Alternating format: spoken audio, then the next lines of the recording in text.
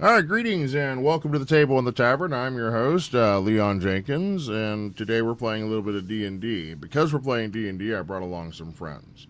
We're going to go around the virtual table and introduce everyone now. Okay, starting off, we got Cody. Cody, or AKA Foley. Foley, as he says, "Hi, I'm Foley, and I've been playing and pl- playing or running various tabletop RPGs such as Cyberpunk 2020, Deadlands Reloaded, Chaosium Games, and D&D for 12 years now. I've been gaming with Leon, that's me, for 2 years. Tonight, I'll be playing Rogar Wesson, a dwarf artificer who is an adventurer and currently looking into what will happen with sending a form of chaos through time. It does sound a little strange.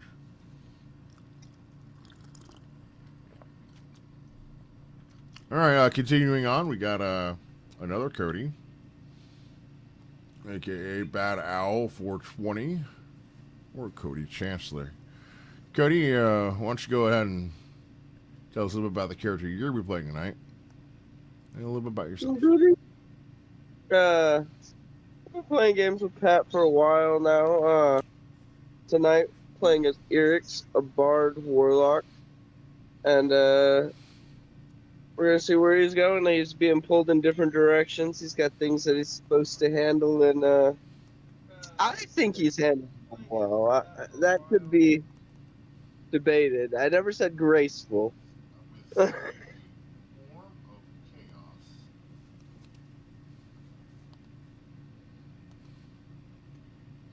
Right on. Okay. Just checking to make sure I was working there. Very good. All right, continuing on, we got Grazzle, aka, you said, you can use my real name. I'm like, I've called you Bamboozle for years. So I wouldn't even know how to do that. No worries.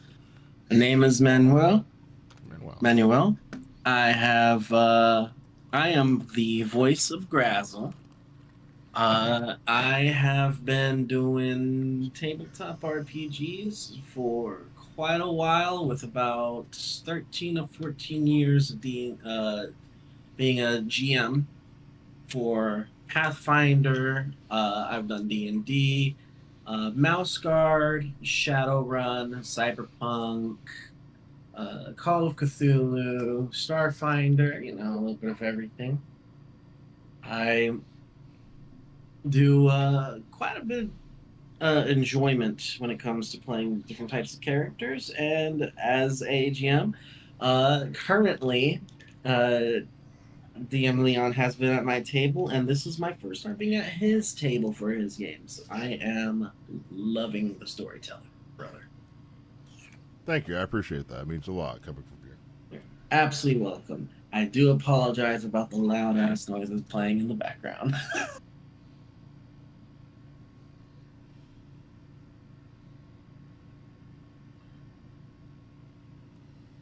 All right. So continuing on, we have Ryan.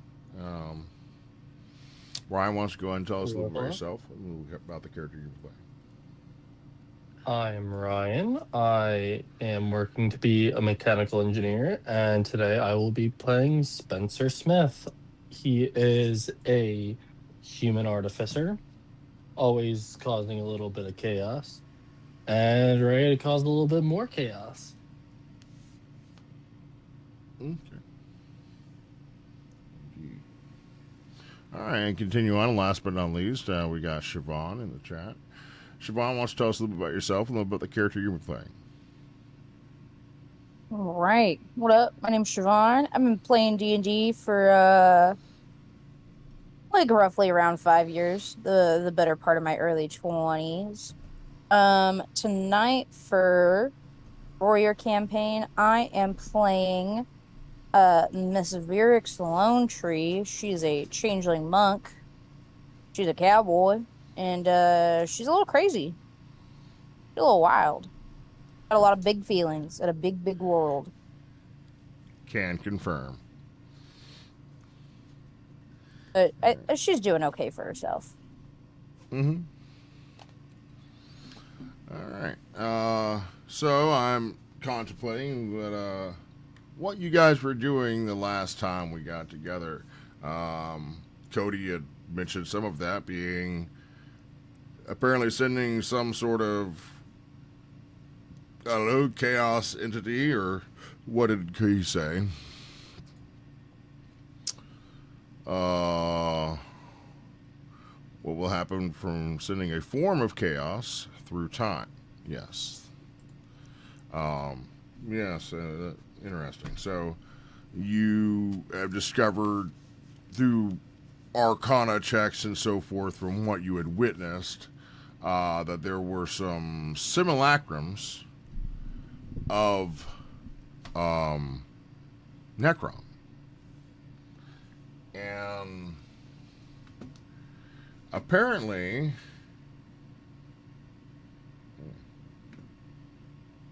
what are you doing? Apparently,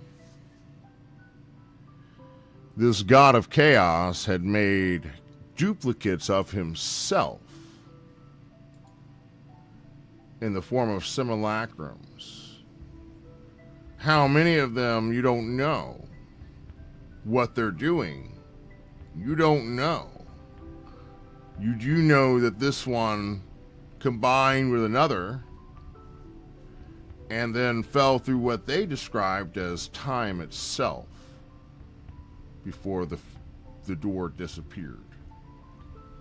You were sent here by Queen Cargina, Regent Queen of Chimeria, heir to the throne from Lady Vel previously, who had ascended to godhood, now the goddess of death. A lot of his conjecture has been revolving around what that actually means and what her ascension meant to her.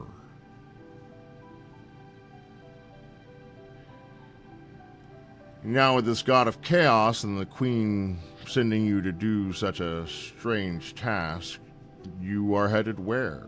But back to Chimeria once again to report to the queen of Tasmal.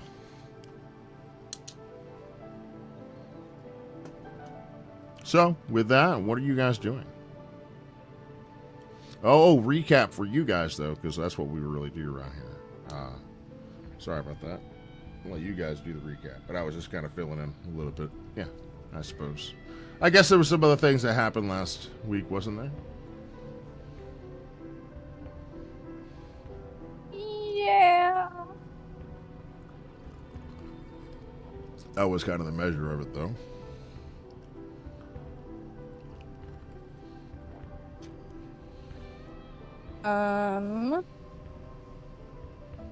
Yeah, we helped this guy get back up into his tower. That was a little ooky spooky.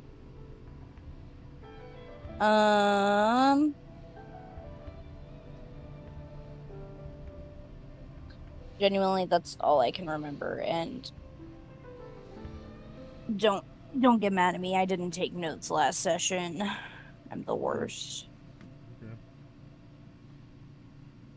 One of the benefits of me broadcasting this is everything that transpired essentially is already there. I actually use that as a tool when I'm preparing my sessions. I'll be doing writing while listening to what happened so I can make sure to circle back to things. I've also only had one day off so far this month. No, you're perfectly fine. I was just telling I was just reminding you of a resource that was available for you to keep up with things, as it were. But as it were, does anyone else have anything they would like to add before we go and get started?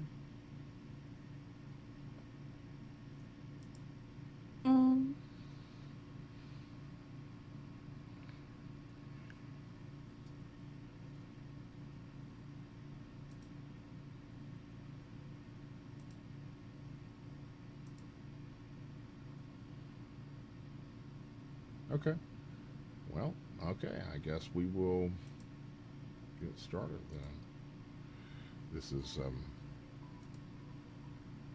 believe it or not some stuff I mixed. I made myself. All right. So you guys find yourself making your way up the river this time, coming from the sea, making your way back to Chimeria. Okay, and of course we like to do travel with some random encounter rolls. Okay, so I was wondering if you guys wanted to indulge me with some of that. Ooh, yes. Is that a D4 and then a D100 after that? Or is it a D100 to first see if we get it? Well, you guys, yeah. So let's go ahead and roll a d4 to start, determine what table we're going to be rolling on. Very good call there. So let's get a d4. But oh wait, we need a random encounter first, so it'll start with the Yes. the d100. Yeah. Let's not get ahead of ourselves now. Yeah, that's why I was asking. I'm like, wait, hold on.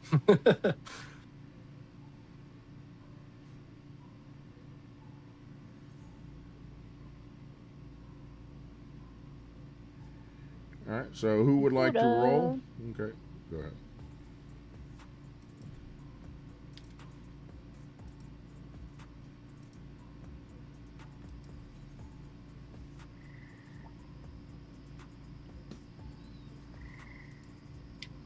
Computer.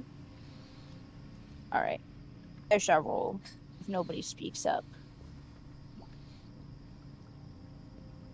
Computer says. Sorry, I'm organizing my dice. Computer says 4. Oh, so you're gonna need to roll a 50 or higher to have an encounter. So that'll be a no encounter for the first hour you travel. Not much of any issue whatsoever. Very good. You guys are gonna have to give me the next one. 10 of them to get home. Cool. Well, it was a 0-0, but then my other die knocked it over to a 40, but it's still a 42, so it's a no encounter.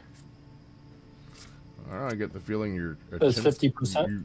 Why do I get the feeling you're wanting an encounter? You guys sound disappointed that there wasn't an encounter.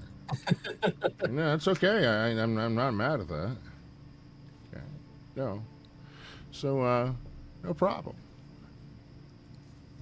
As you guys encounter. are making your way through the river. Making my way downtown, walking fast, faces past and I'm homebound. Right. Do-do-do-do-do-do.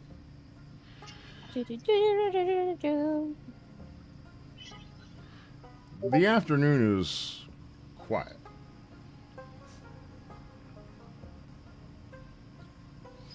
The current carried the the vessel downstream. Now upstream, you fight against it. The crew enjoys the rare calm of the voyage. Then one sailor calls out from the bow. Oh, this is something he's going to want to be here for. We'll remind him when he gets here. Says, Captain. What? Well, who's the captain of this vessel? I don't know if anyone ever... Who is the captain of this here vessel? We all get it. It's kind of funny. I'm the mean one. All right, so they call out, hey, Captain. Who responds? Oh, let's tear up. Yep. Who? Eric's? Someone tell me who's saying what? Who's the captain here? Spencer is silent. All right, so he calls out for the captain. Doesn't know who's driving. Who is driving the ship? Driving the boat. I assume that our first mate, Big Dick Rick, is driving. All right, so we're going to call out to Rick. Hey, Rick, what? Since no one else wants to participate, I'll just play with myself. That's fine. I love it when people play with them. I think something's following us. Several heads turn. A long shape glided just beneath the surface of the water. Too smooth to be a crocodile. Too graceful to be mistaken as a log. It disappears beneath the hole. I don't like that. That is very concerning. Dinner? I don't like that one dang bit.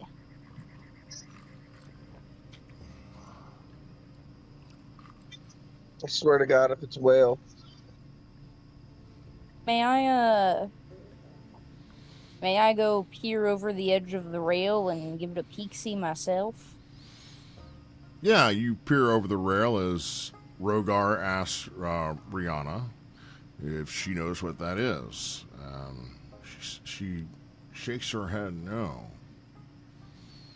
And you look over the edge of the boat there, Virix, leaning over the edge. When on the other side of the boat, you go on the side where it went under. On the other side of the boat, you guys see a scaled head emerge from the opposite side of the ship. Green-blue scales shimmer in the sunlight.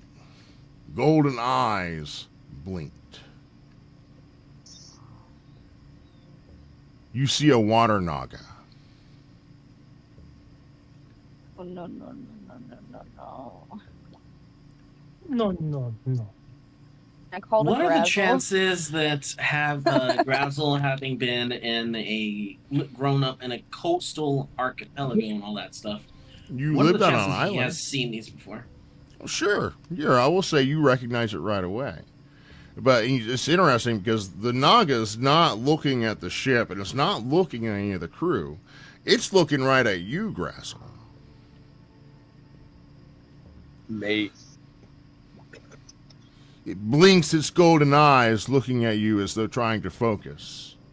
It says, a ship? But why are you on the ship? Faster travel. Did you lose Safer travel. Did you lose a bet? No. No. Then why? Better this way. Less trouble, less issues, less getting tired. Ah, yes. Comforts. Are these your attendants then, your slaves? Companions. That's a strange word for prisoners. I know, but I assume we're speaking Naga right now. No. You guys hear the conversation. It's in common. Okay.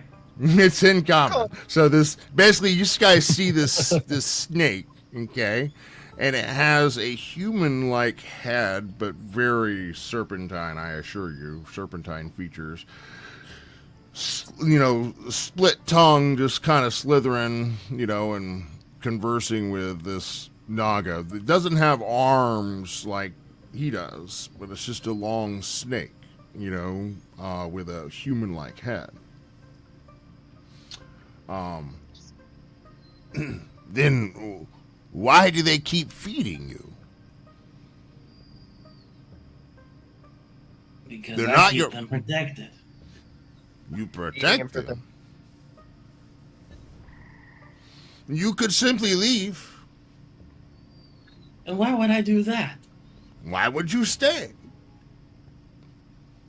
Because I get to travel, experience new things, and not have to worry about being attacked on sight. Ah, so they're your clutch.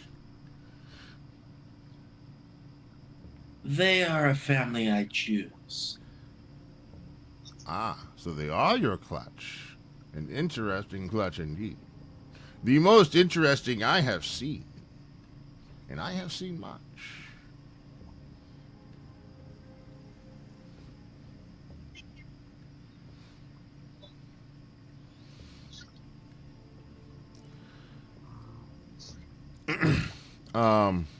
Says that they seem small, but healthy. Can the furry one swim? Looking at the dwarf, Rogar. Just look over at you. Well, I don't know. Can you swim?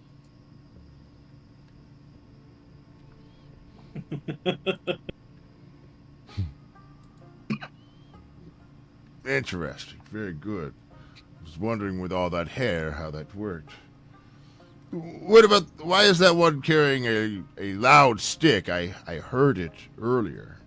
Look, is that at Rook that was trying out your rifle at the graveyard, shooting some of the undead. That, you know, gotta use it somehow. She's it was a gift, she says. Does the bearded one always smell like that? Yes. So you can help me with some questions. You've traveled with this clutch for some time now. Do they shed, and what do they do when they do?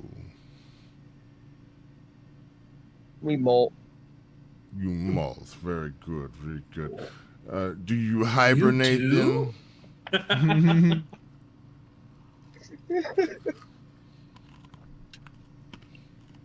Only on days that end in Y. Okay.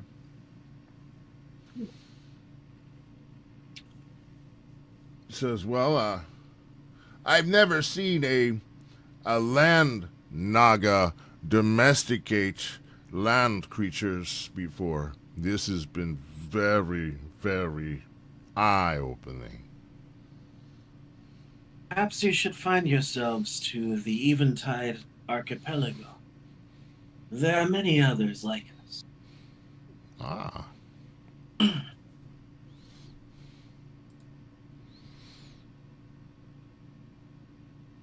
Like grease, oil, wood shavings, ale, and sweat. Okay, nice. That's what you smell like, you're saying? Suggesting? Yeah, probably. All right. Fine. All right, so, but after that, you know, the water naga seems, you know, seems appeased with his curiosity and will disappear unless anyone has anything else. We'll continue your travel. A question for you. Yeah. Do you know of any dangers in these waters around here? No, for me. Sometimes the kraken will come and lay their eggs in the shores, but no, not no. They say that they have many holes that they hide in when things bigger than them come through. Very few.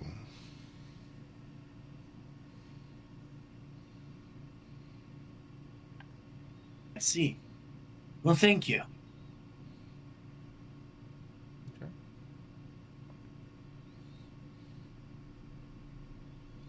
All right. So with that, they are going to, you know, bug out. They disappear and leave you guys to continue your travels. So, do we want to get another random encounter roll? Hell yeah. Sure. Got some brand new dice too. Don't know if I want to use them or the digitals yet. I haven't decided. Cody rolled a 66. Unless that was A that was just 56. 66. Okay. I need someone to roll a d4 then.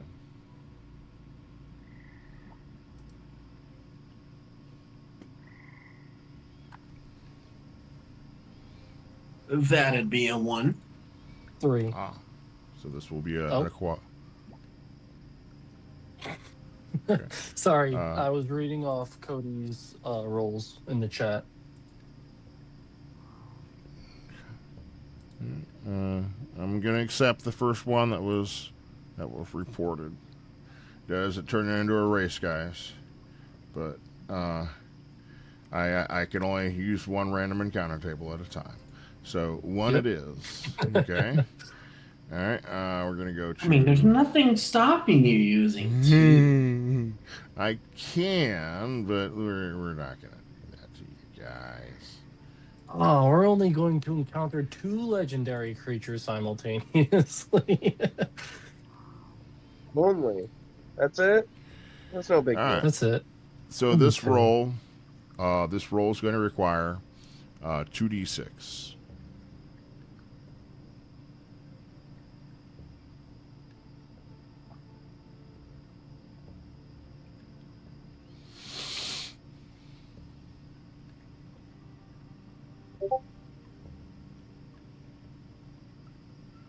Someone want to roll 2d6 for me? Sure.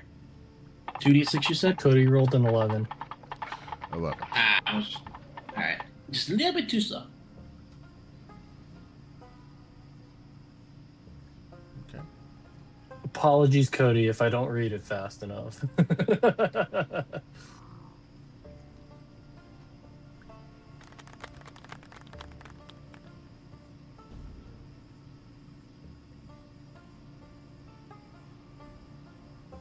So, an 11, you said. Correct.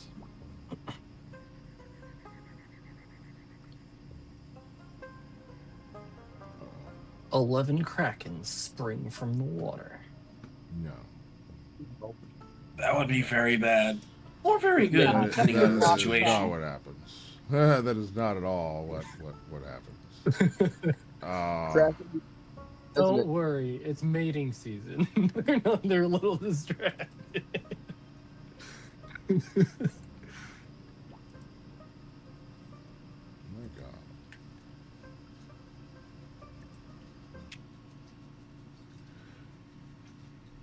I gotta get this all into one thing. Switch back and forth to the soundboards. Go lay down, please, and thank you. You have thrown all the toys off the bed. That's perfectly fine. But then you don't have any toys. Then what? You tell him. Okay. So, now then. Speaking of toys, you guys notice that the weather starts to pick up a bit.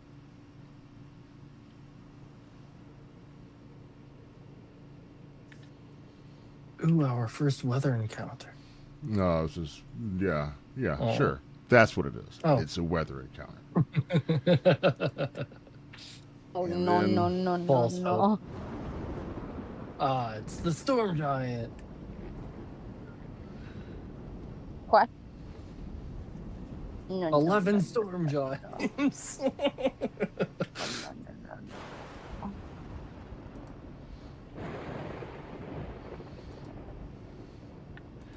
All right, so you guys want to roll some perception checks for me? I perceive it as raining.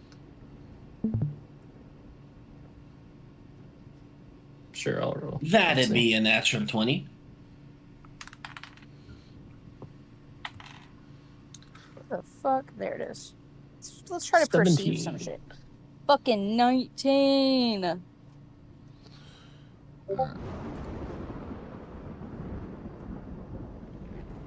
All right, so you guys, you guys are seeing. Okay. Wish I could see you guys' faces, but that's okay.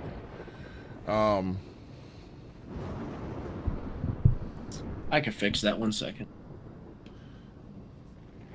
You guys noticed that with the crash of lightning, that beyond you, towering above the trees, illuminated briefly by the lightning bolt behind him, stands a humongous humanoid with a long cylindrical sword that looks almost as tall as the creature itself, a storm giant unmistakable. The waters become very rough and rigid. I'm going to need you guys to roll a d4 now to determine what his attitude towards you is. No. That'd be a 2. He's curious. No. No, no, no, no, no, no.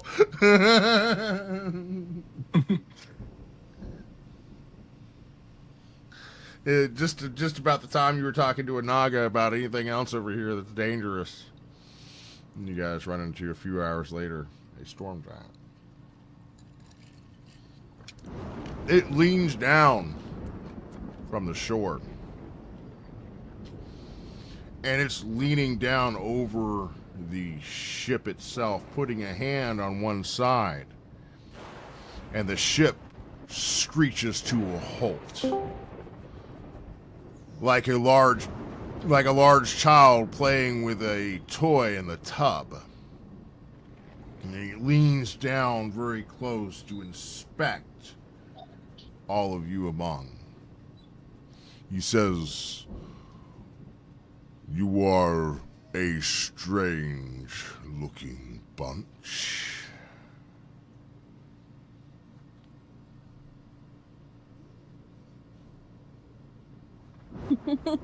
Just travelers. Wandering this area. It can be dangerous out here, you know. I have no doubt about that.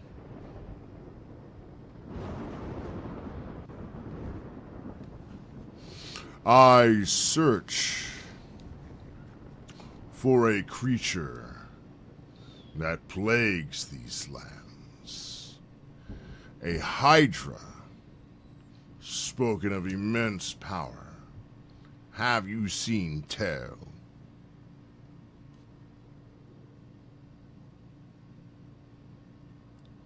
Nope, no hydras around here. Have we ever encountered a Hydra? Not that you're aware of. As far as I'm aware, yeah, no. Did come from a swamp, so maybe go that way.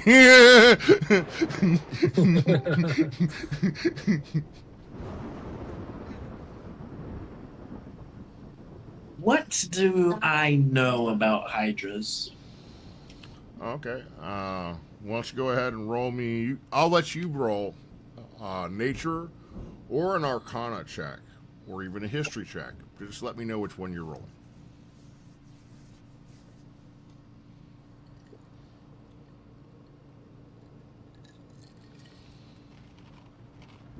Ooh, that's a 2. All right, give me a second. I'll be right there to help you. And that's gonna be a 2. Yeah, so you're not familiar with the creatures. Apologies. I'll be right back. You're good, bud.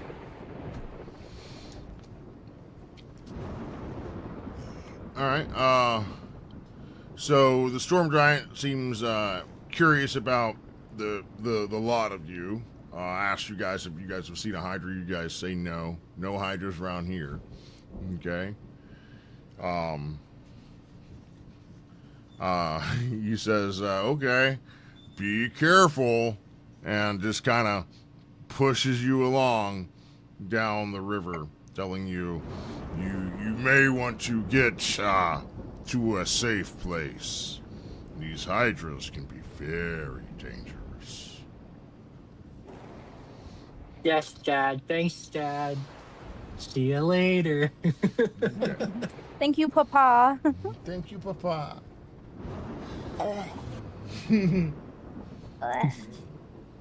So you guys continue travel. Let's go ahead and roll another percentile die. See if I could get that.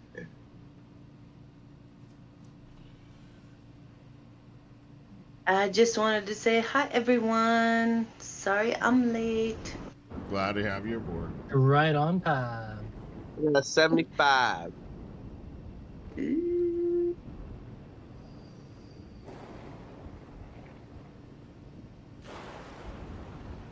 What does that mean? That means another encounter. Okay, indeed. So let's first determine the table. Looks like you haven't gotten out of the woods just yet. The storm giant's still there as you guys continue to travel. And there's something else emerging from the depths. Because I'm late to the game. How are we traveling? Are we sea, land, forest? Great question. You guys are at sea. You guys are returning from your venture down south when you took some crazy lunatic to some crazy door in some crazy swamp. Huh. Okay. So you're at sea. Crazy. I was Super. crazy once. Okay, so we'll just say it'll have a roll for that random encounter, so you know what I'm going to do. You're gonna It was roll a it seven. yourself. What's that? It was a 75. 75. 70. Well, I know we're having an encounter. I'm trying to find out what encounter we're having. So I need someone to roll a d4 to determine the table. Oh I my think whoever rolled the god. percentile should do the continue rolling It's a 3. easier. It's a 3.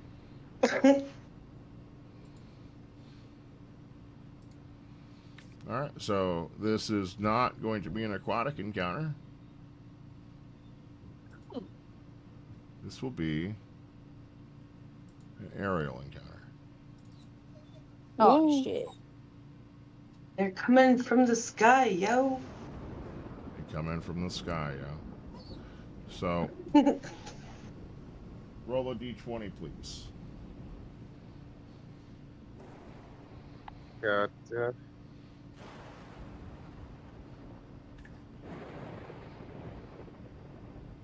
17. Oh, George. I'll need you to roll a d6. Like a D6. Like Yeah. a D6. I don't know. I believe that was a G. No, it doesn't work. That's weird. George, no, you cannot get in my lap right now, baby. Aw, George just wants some lovin's. Meow. She wants to crawl over all over the PC, and it's far too hot for that. Yeah. I hear you on that. Did someone roll a d6? It was a 6. Of course it was. Wait, what? All right, roll some perceptions, and I'll tell you what. Alright. Let's be A natty perceptive. 20 was my modifier. I got a 27. I got a 9. That's had some. I also Apologies, I am back. I got a 15 for Shopsy. Perceptions. I'll say yes. Should have just went with my passive. Ah. A perception for you that you have is going to be a 6. I don't know why I went Irish for a second. That's okay. It's all It's right. You always now have fun. to stay there the rest of the game. You're grounded.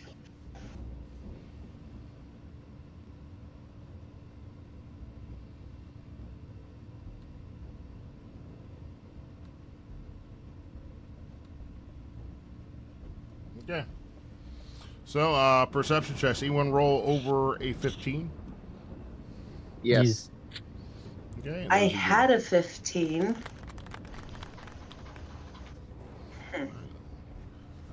So those of you that rolled over a 15, okay.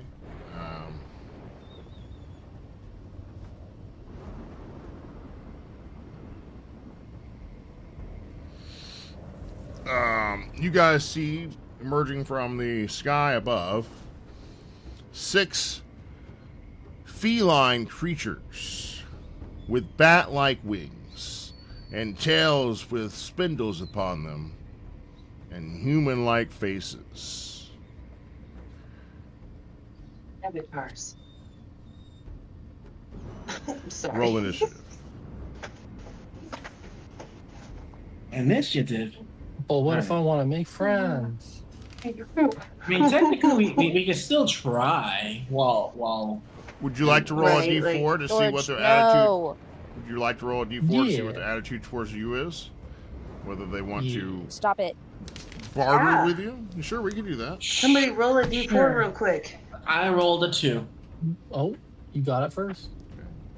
So the manticores begin circling around the ship. Manticores. As the storm giant in the distance, they say,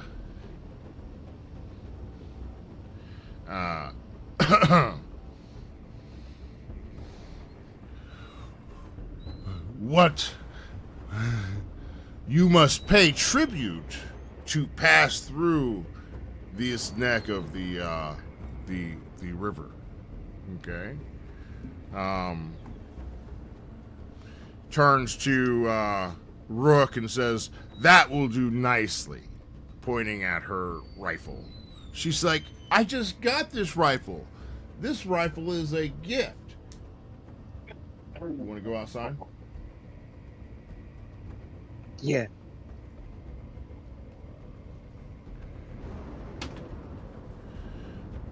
What are you guys doing?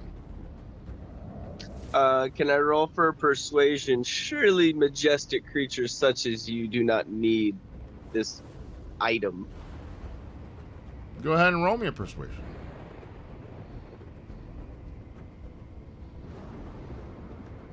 So I remember they really like metals. I'm sorry. Do your dice Magical squeak when they roll metals. around? Not normally. Yeah.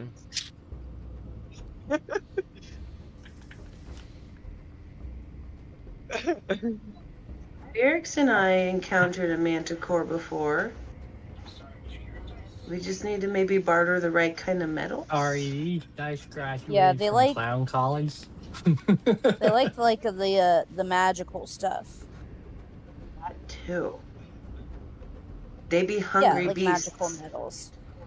That was a 21 for persuasion.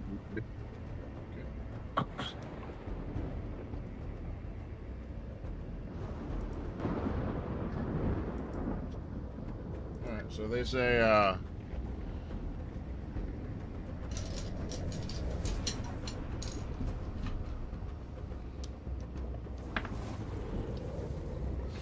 you are right.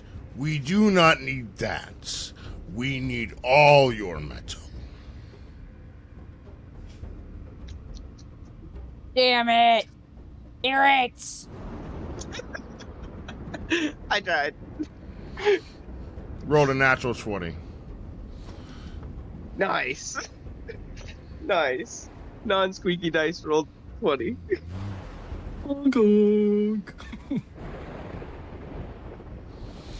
We are hungry. Are you not hungry? Do you not eat?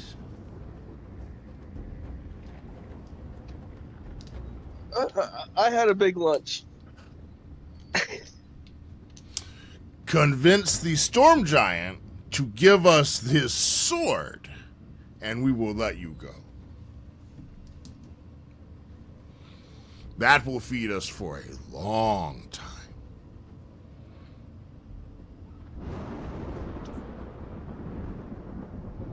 Papa. Papa. Please give the nice kitties your sword. All right, so the manticores, they kind of fly over to this. They fly over to the shore. Horny for you. They want your sword. You have been outside. I know she's out there. If I put you out there too, you're just gonna be barking at her. You guys will be barking and playing. Okay? Just stop. Please stop. It's quiet time. It's quiet. Daddy, chill. It's quiet. Pretty chill. She hears me talking, and so she's thinking I'm talking to her, but I'm not talking to her. I'm talking to y'all. Anyway. Did you tell her that? No, it must have slipped his I'm mind. not talking to you for the 100th time. Okay, there I'm you talking to them. That was for Ryan. There you go. Thank you. Okay. There you go. I So anyway. guess I'm gonna persuade this giant to give us his sword. Okay, so the manticores go and they land in the trees over on the shore, on the other side of the river from the manticore, just down a little bit. Okay, and you guys, you guys aren't moving very fast, so trying to go up river against this strong current, especially with this storm giant here. So yeah, you guys call over to the storm giant. The storm giant comes by. Okay, he's like, Buddy. did you find that Hydra? No, but we found some manticores that were kind of hungry. Roll for persuasion. Fair giant, will you please give us your sword for the manticores? Pretty Call him Daddy. please? Call In him Daddy. return, we will give you something very useful that will help against the Hydra. You can watch our Daddy, snake. please help us. Okay, I'll let you And roll I persuasion. will open. I'm gonna help him with this. Yeah.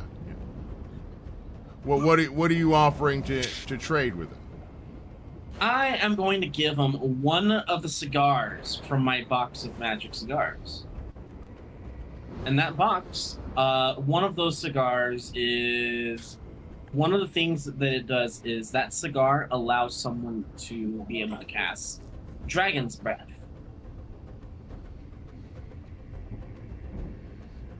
Okay. All right. Okay. So, I'll allow you to try to roll persuasion, and I'll give you advantage for the roll. Okay, first one was 24. Second one was 27.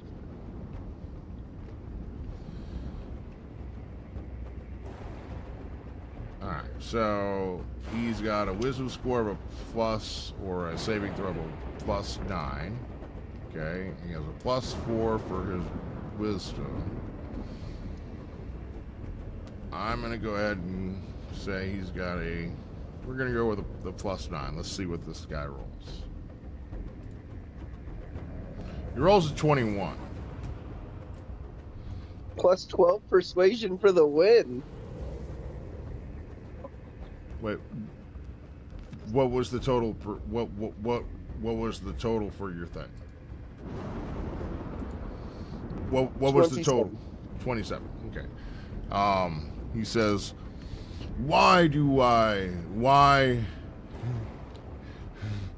If I give you my sword, I have no way to fight the Hydra. I know you mean well, but I will not relinquish my weapon for a flaming cigar. But a sword is mere useless against a Hydra because if you cut off its head, it just grows two more. I have killed hundreds of Hydra in my day, boy. Do not tell me about killing Hydra.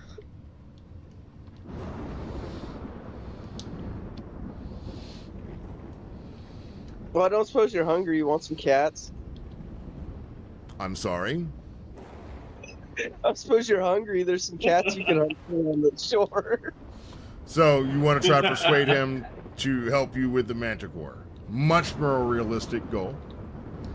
Okay. Yeah. All right. So what are you telling him?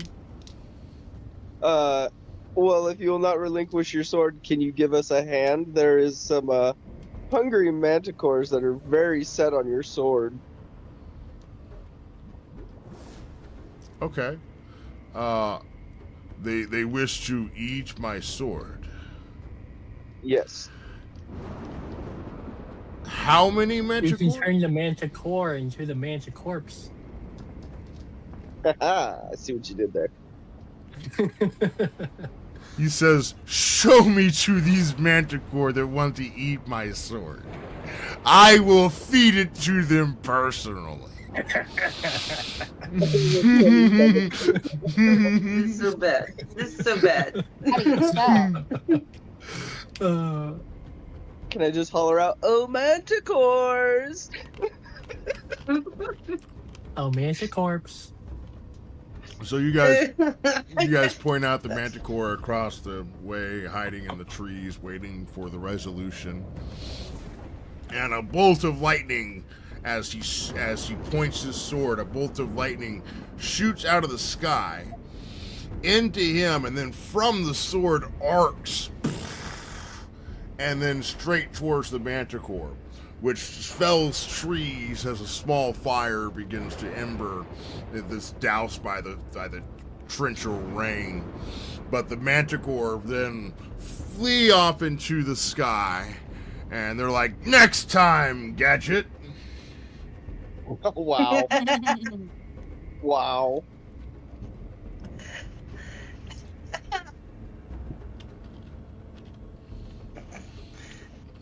It's like, that's right. You don't come around here trying to eat our metal, motherfuckers. Perhaps no snack for the manticore today.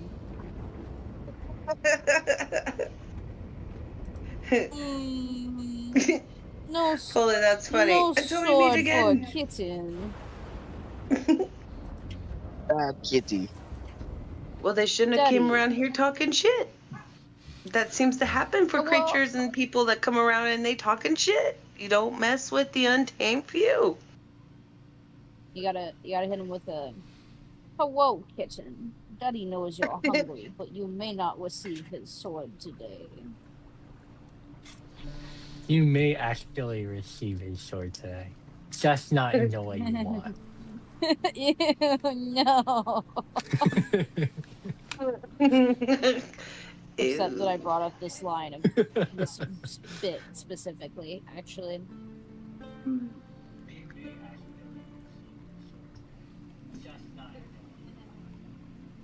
What's up, Pat? You seem like you have something on your mind.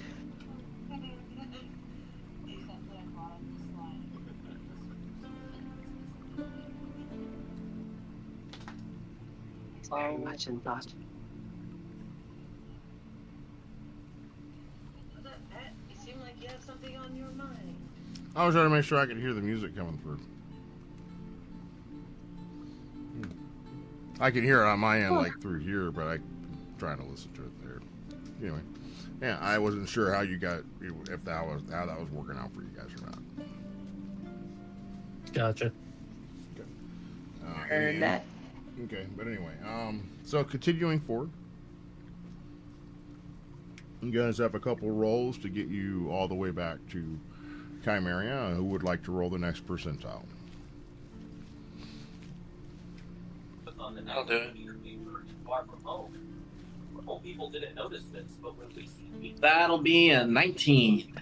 A 19. Very nice.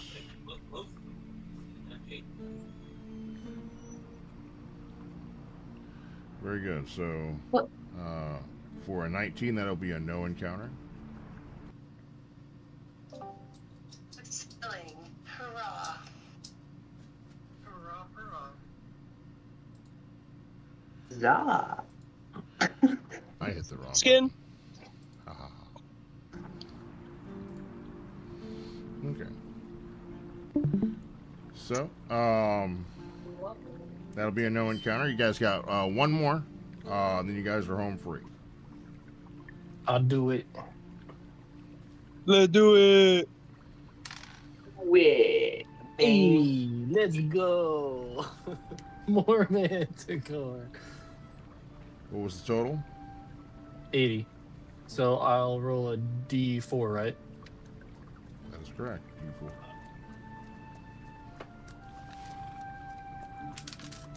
D4. Four. Oh yeah, I hear it. We can still hear ourselves. Yeah, in I your hear mic. it. I hear it just fine. Alright. Okay. I was worried about Kind it. of cool. No one had told Gotcha. confirmed for me that they could hear it or not. All right, cool. All right. So, what was the random encounter roll? I apologize. 4 for the table. It was an 80, and then I did the choose the table roll, which I got a 4 on the die.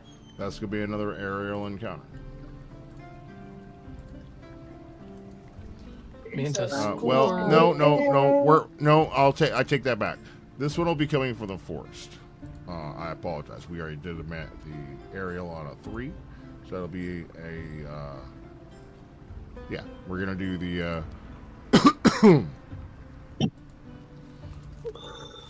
Yeah. Yeah. Oh yeah. Yeah, so.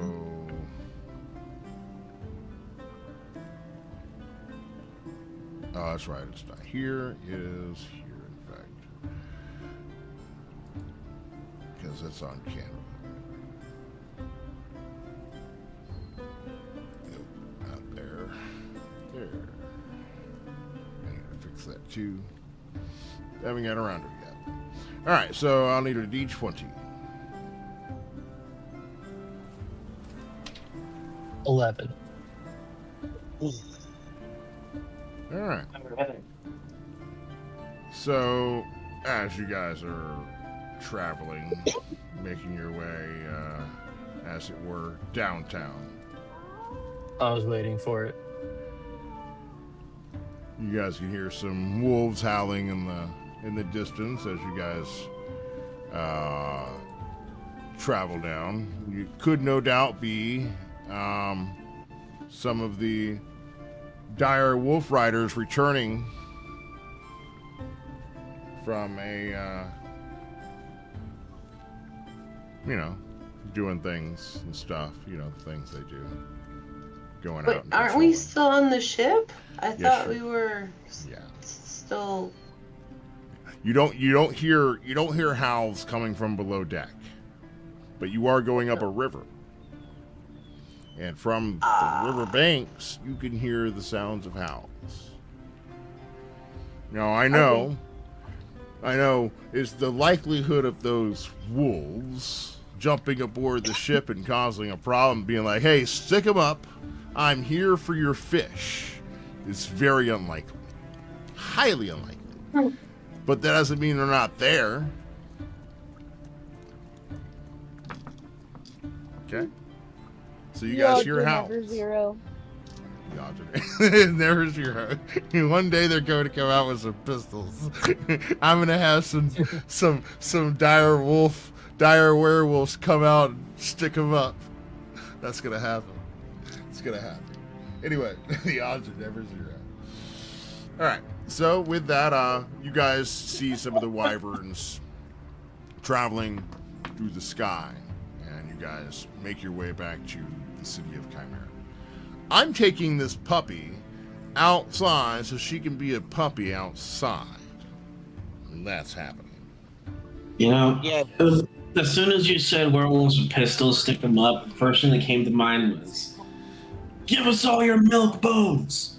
All right, so give me just a moment, and I will be back.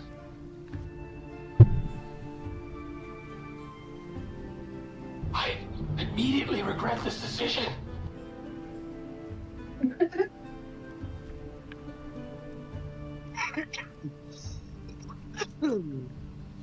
Brother, Ooh. what's that? Ew. What the hell? Come here. That's what she said.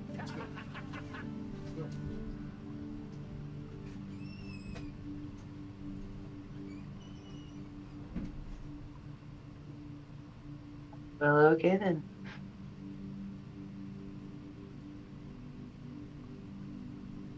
Ooh, what's that?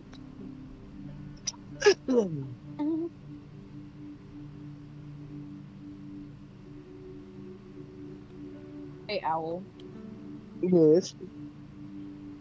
If I sent you a very specific clip, could you show me how to make a sound bite for it?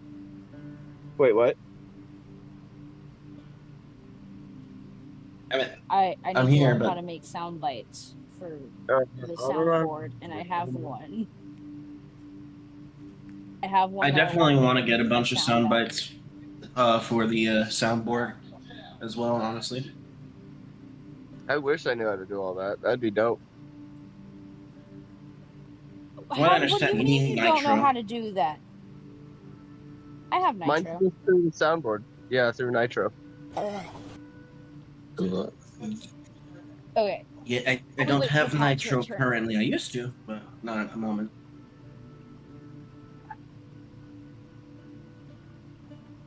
Buddha, make a sound bite for me. Do you Gesticular do it by torsion. server?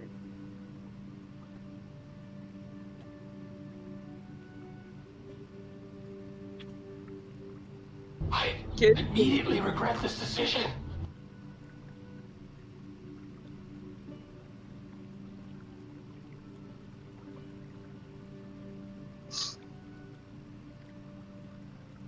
We do not care.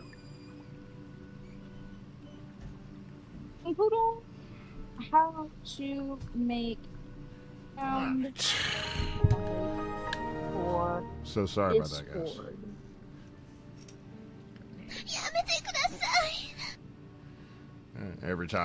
Every 30 seconds, it seemed like I heard that puppy behind me trying to get my attention. So it's just like, Thalia already potted before we came inside. Obviously, you need to go outside. We'll just take you outside. All right. So, anyway, you guys return to the port of Chimera.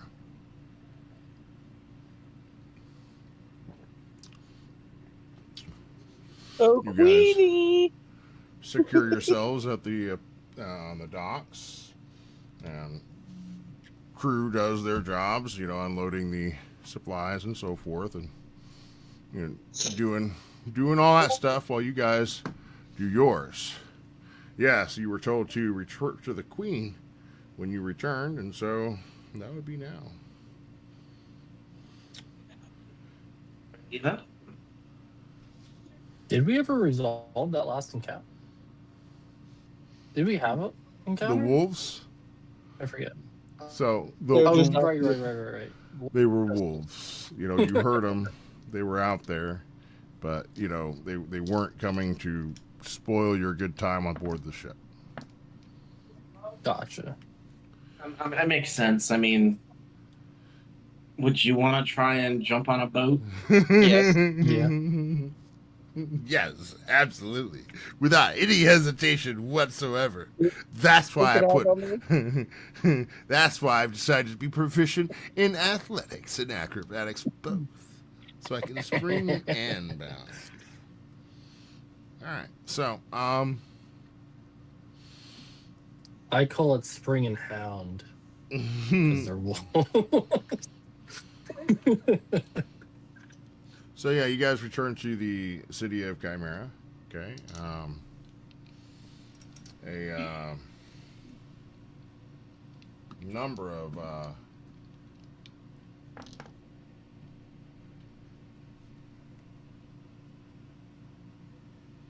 variety of peoples litter the shores of Chimera. What would you guys like to do? I believe I should travel with the party this time instead of remain on the ship. I believe I need to talk to a certain queen about what we just saw, and a certain sergeant at arms that had his last meal. Okay.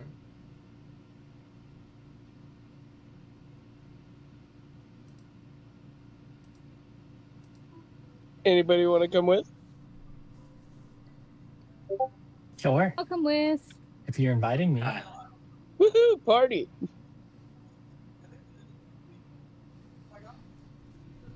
Alright. Yep.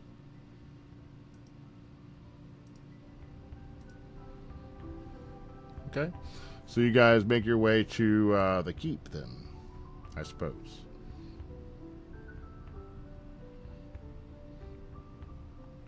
Make your way through the courtyard. You can see that there are different soldiers drilling in the courtyard, as is normal for a chimera.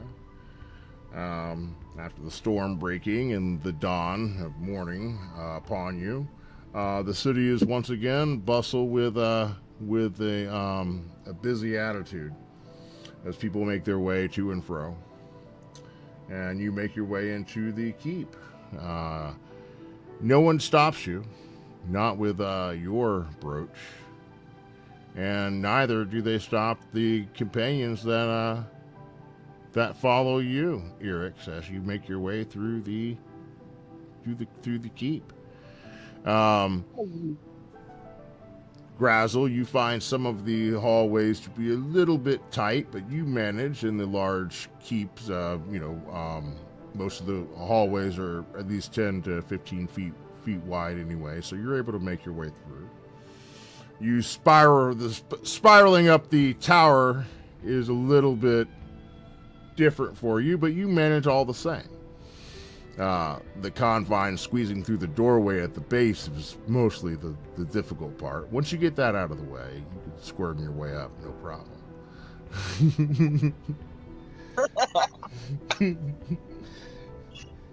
Oh god. So you come into the study of the Queen Regent. She once again sitting at the desk with her pen and paper, busy as usual, as you guys watch in, and she looks up for what she's doing. Returned from cheer, I see.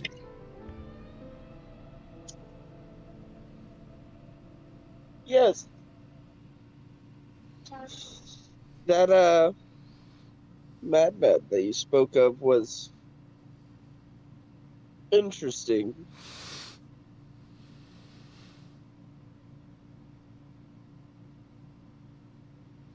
Interesting. Yes. I think it was a bit more than interesting.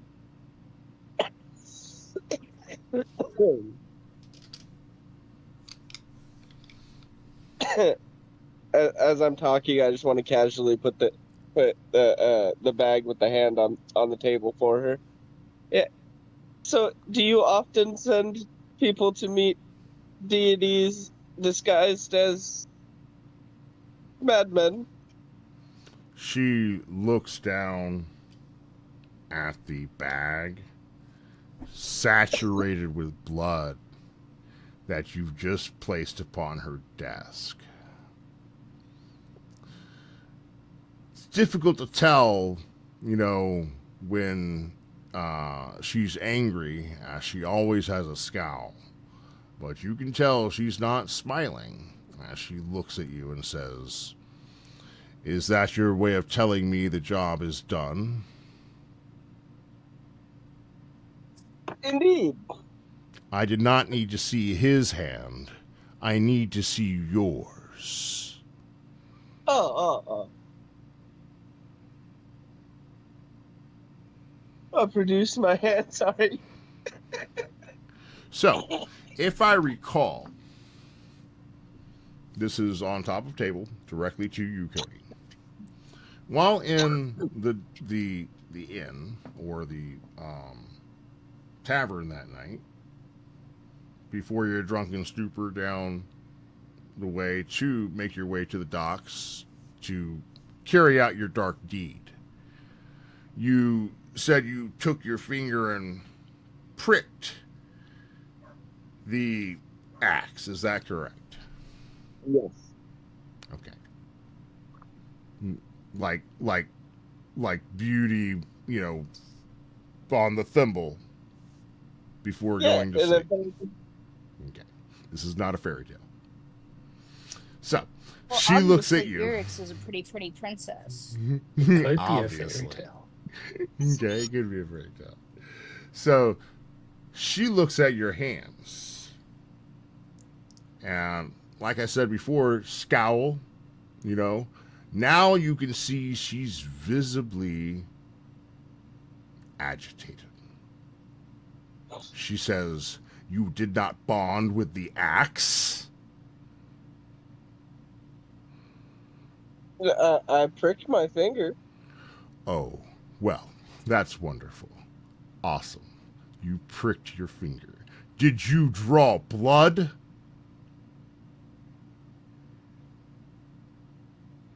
It was a little intoxicated. I don't remember. You've already sullied my office with blood. You may as well do it again. Pull out the axe and make the oath now, the oath of blood before me, or I will have you removed from my sight. Okay. Go ahead and pull it out. We'll go through it again. No, so this is the first time you're actually doing it. You touched the end of it, pricking the little thing. That is what you did, and I was very careful to ask you what you did. Okay, this is not the same thing. So you notice that with Zill, he had a wound that passed completely through his hand, as though he had received the stigmata.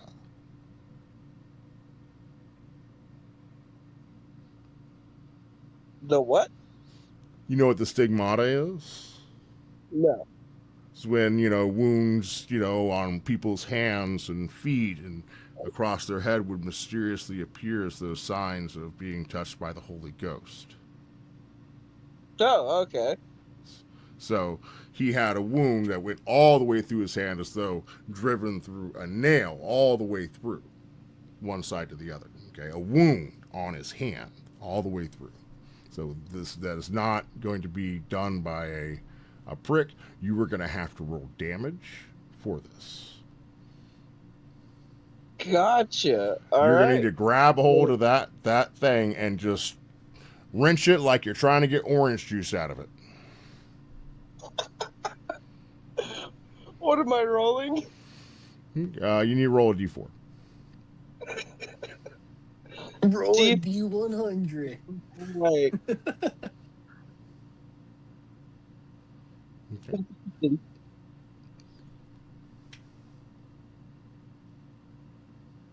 So you grab hold of the axe and spike into your hand, right? Yes. Okay. I would like you to make a Constitution saving throw. Constitution saving throw.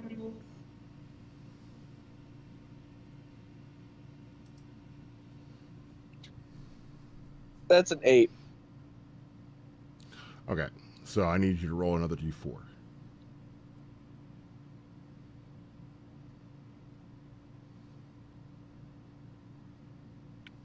That's a 3. Okay. I'm not trying to be a dick. Okay. So you did take damage from the puncture in your hand, right? Yes. Okay. Now you're going to take an additional, you said 3? 3. Okay. This is going to be subtracted from your permanent hit point total. as necrotic energy fills through your hand, bonding you to the axe. You have just lost 3 HP. Now, how do I do that on my sheet? Oh, I can do it for you. I got you, buddy. Okay. I took the 3 damage. I don't know how to do the other part, though. I can kill you, buddy. It's okay. You don't have to do it. I can Calm kill down. you just fine. Yeah.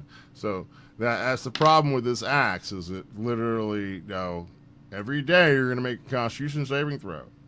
You don't want to be failing these. You want to be saving these. If you save, you only take 1 point.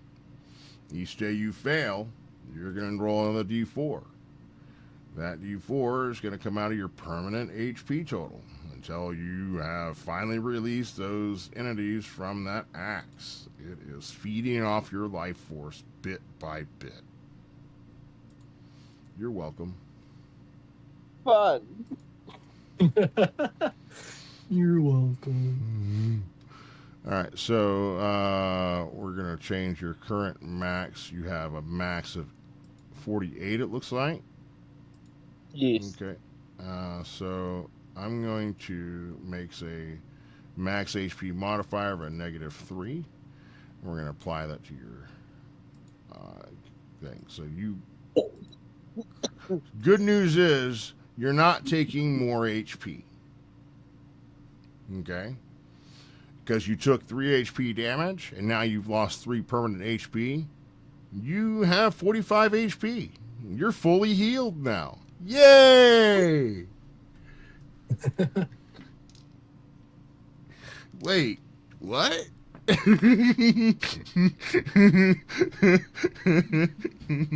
Yeah, kinda. All right, so I feel better than when I started. you feel better than when I started. All right, this agreement's working out quite well. Okay, so with that, she says, now all you need to do is find some other miserable sod. And she takes the stump of hand that you cleaved off of the guy, it's all saturated, picks it up with a finger and her thumb, and casually just takes it over. She seems like her attitude has improved as she holds it out in front of her. You can take this if you like. I'm good on the salted hand. Thank you, though. That is not a request. You should have just left it in the ocean, buddy. I'll take it. Just put it in my put it back on my waistband. Now then, of the mutual friend of ours, you took him where he wanted to go. Yeah. Where did he want to go? I think the question was when? Be a little more clear, please. He took us to a mirror. And where was this mirror? South, I believe he said. We are getting somewhere, she says. She pulls out a map, whatnot, and unfurls it on the table while pushing aside some of the things and says, can you point to the location? Could have been far. You only left the other day. I have been studying navigation. Can I try and point out where it was? I don't exactly know if he knew where it was, because he kind of just guided us by eye and was like, you'll know when you get there. So go ahead and make me a survival check, and this is for navigation purposes. We talked about it before. Because of you taking the time to study maps, you're going to make this check with advantage.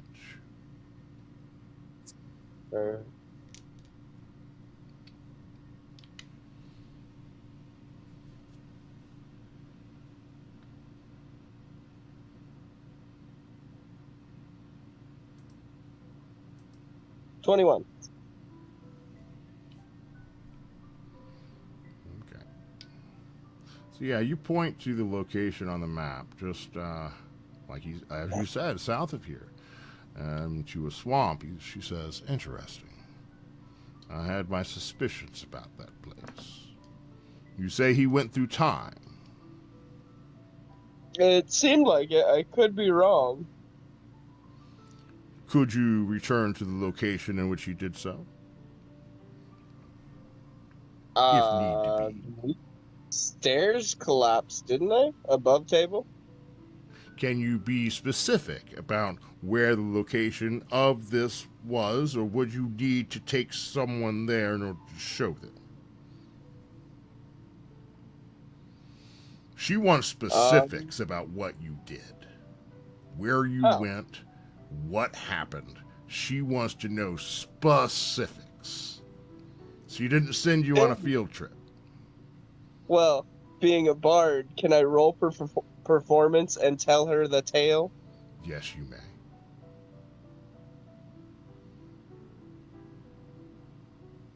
That's a 22 for performance. Can I, Yes. since Virix is there, can she just interject and like kind of kick Erix's ankle under the table and like give him the side eye and be like mentally, like, you know, when you make the face at somebody, like when you're hanging out with a friend and somebody that you don't like comes in, but they don't know that you don't like them. Do you know the face that I'm talking about? I think I do. I think so. I give a swift like little kick at the table and hit Erix in the ankle, and I make that face at him. Okay. So, you guys, you point to the location of the map. You describe in great detail what all happened. As you're talking, she's just busy making notes on something and everything you're telling her, she's writing down. Okay. She says, "Now then, I see you can be useful after all." Well, storytelling is my forte. I am a bard. Yes. Yes, you are. And your companions.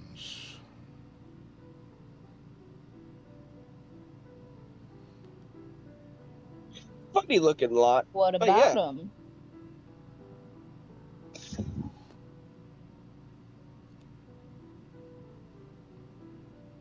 She seems to be looking over you very carefully, all of you. She says, "Very well. If you can be useful, perhaps the rest of you may as well."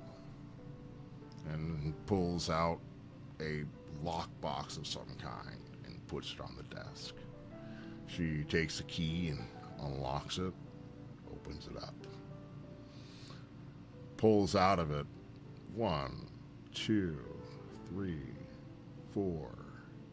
We'll say Grazzle's here as well, so 5 pendants with jewel pendants of a chimera with jeweled eyes, and places them on her desk at the edge.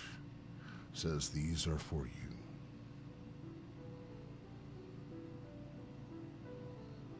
Ooh, look, y'all got fancy pendants now too.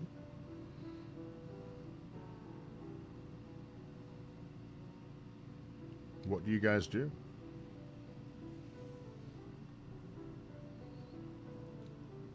Unlimited library access? Hell yeah. This is the Don't- shit.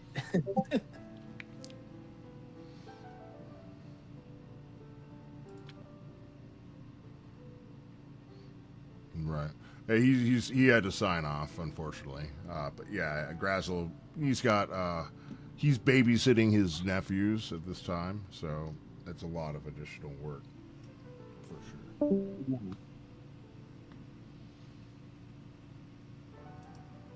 So, at any rate, Welcome about to the club. You about the pendants, what do you guys say? You guys leaving them there on the desk? Ryan, you seem very No, eager I'm to grab taking one. it. You grab one of yours. Cody, what about you?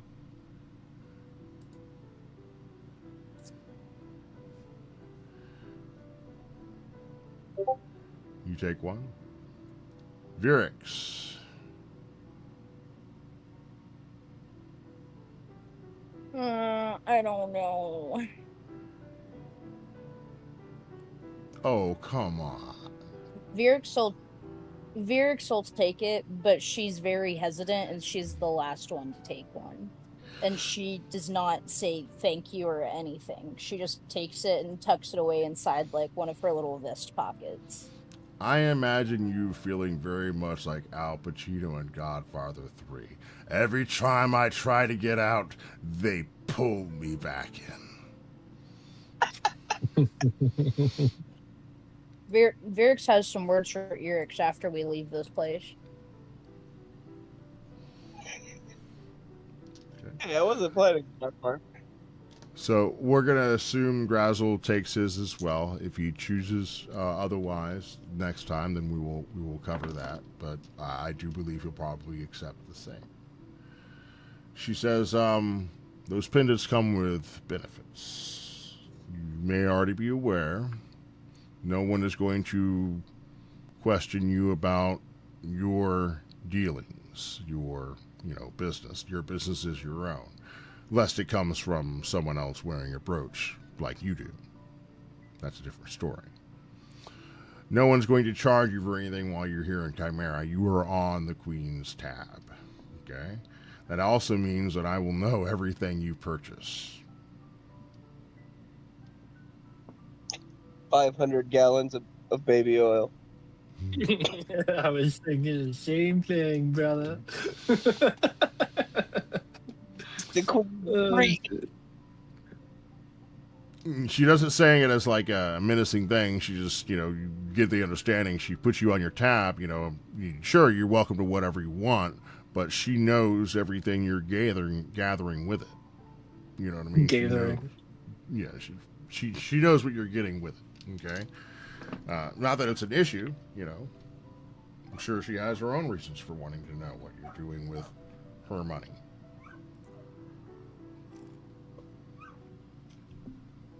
Of course. Well, hear me out. Baby oil is very good at greasing machines.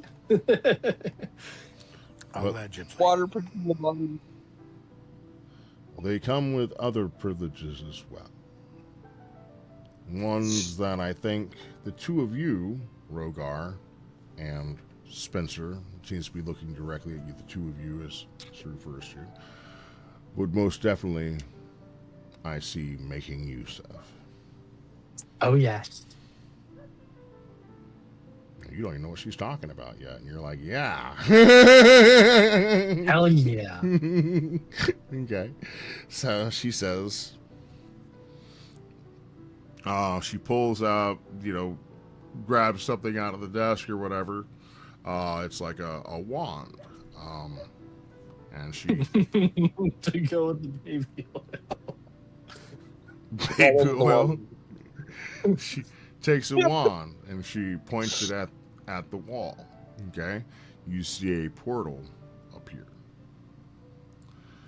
And she says, as she makes her way towards the portal, she says, come. There's too many innuendos here. I follow.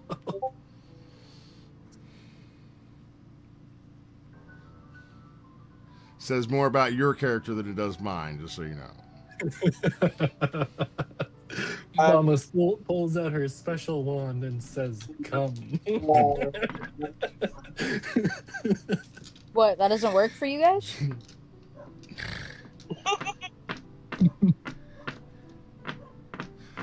I plead the fifth. All right.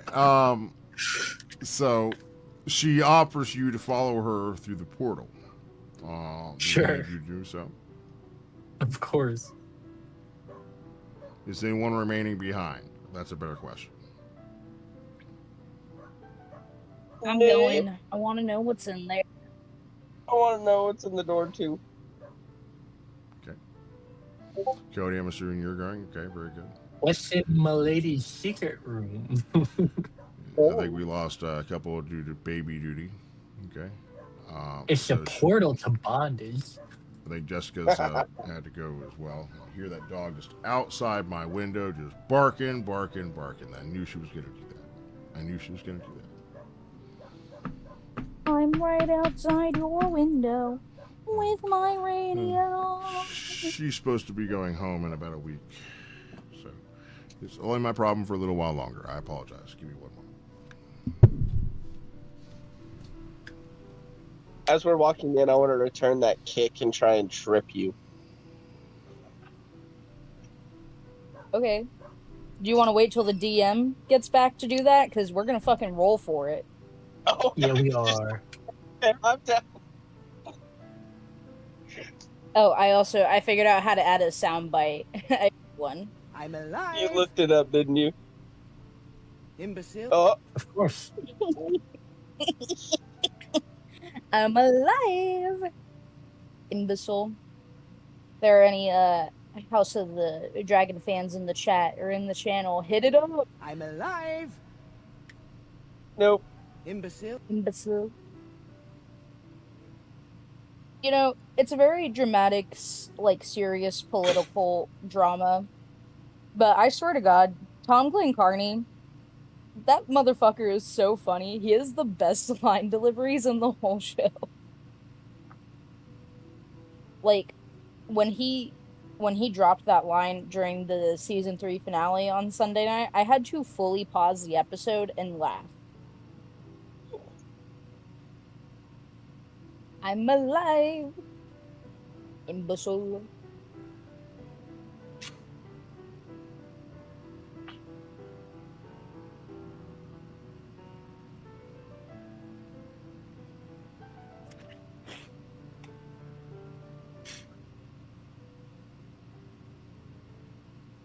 Hey, your shoe's untied. Joke's on you. I'm Not not wearing wearing shoes. shoes. Your sock's untied. Oh, Joke's on you, got I'm not me. wearing socks because it's 85 degrees in my house. Ah, you're a hobbit. Just kidding. I always tie my socks before I leave the house.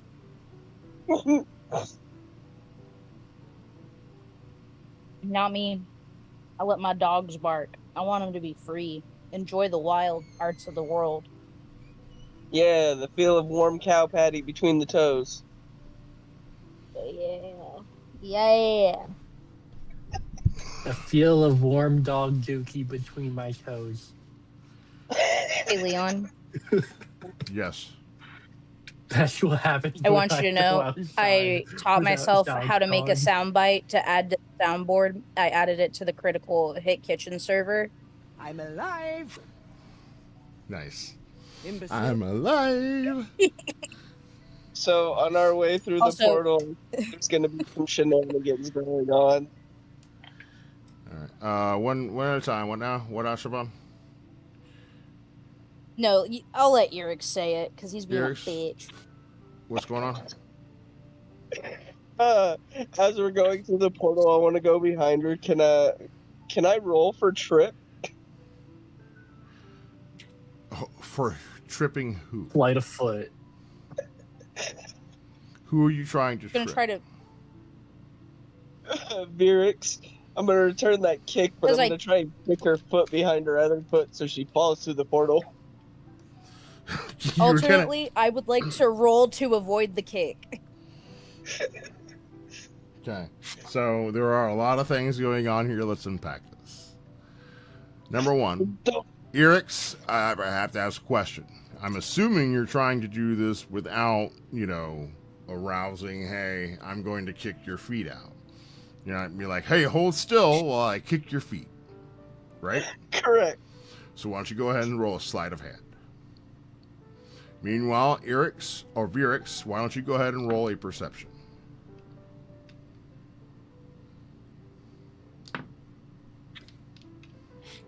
Come on, Daddy, roll good. I rolled a 10. I got a 13.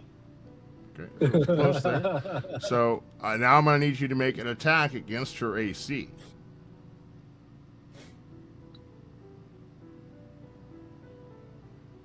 And that would be unarmed, right? Because I'm just kicking her foot. Well, this is, yeah, it's an unarmed strike, but you're making an attack. So whatever your melee attack is, roll that. I got a 16. Okay, so Virix, what is your current AC? 18. That's gonna miss. Okay, so yeah, as you try to kick your feet, she simply hops over the trip. You definitely notice that he tried to trip you. That is abundantly obvious.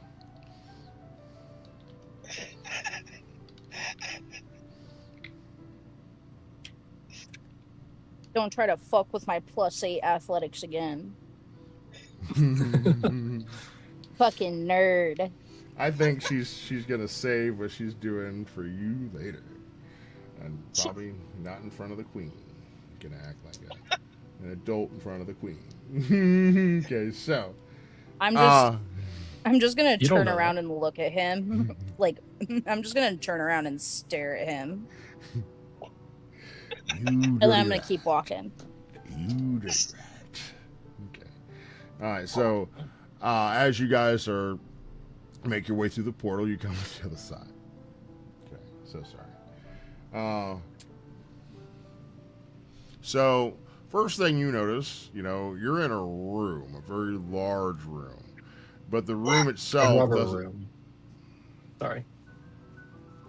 doesn't seem to be confined by windows, doors, walls, none of those mundane things. You're in another plane of existence, a pocket plane, okay?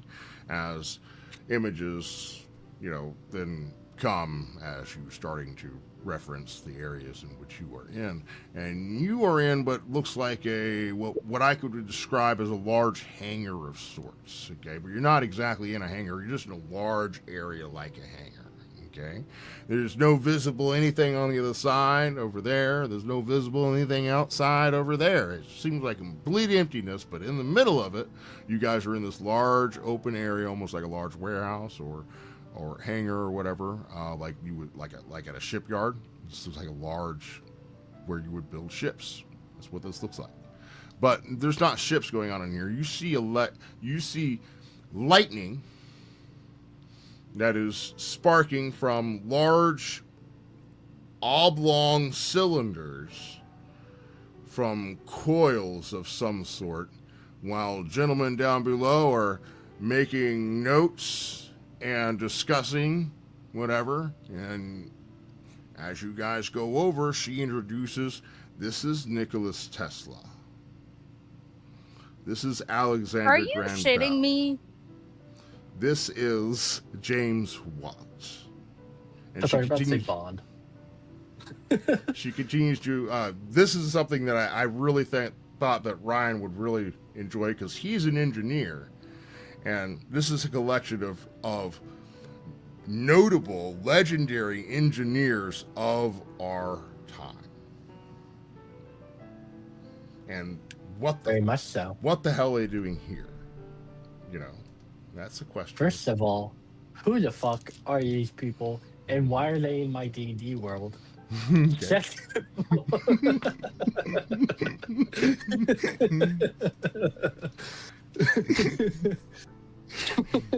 Sorry, did I just break the fourth wall? I'll repair that later. No, I get it. No, I understand. I understand. This is. She says they are from a different world. A world. So mine. A world that is knows little to nothing of magic, but much of science and technology.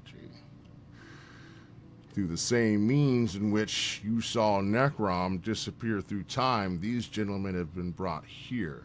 Not them themselves. These are much like what you encountered with that baffling fool. This is a simulacrum. Ah. It's very nice to meet you. Necrom has been very busy. And when he first brought my mother here, she stumbled upon a new world entirely. But it was not the ground beneath her that enthralled her. It was the journey between the two that caught her attention. Necron may be insane, but he whittles with magic the way, well, the way that you whittle with souls, Virix. I must admit, Virix, I did not know if we would be in the same room together as allies, or if you were simply sent here to kill me.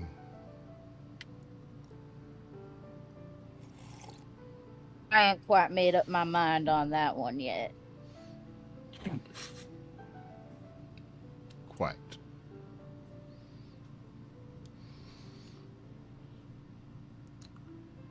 What?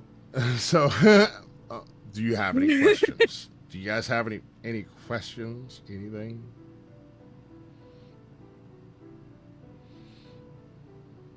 Spencer's mind is racing with a bunch of different questions to ask all of these individuals. Okay, so as you make your way over, okay, you notice that you didn't see him before, but they're actually discussing something with a very short individual as well, unknown. Okay, and he says, "Oh, he did it."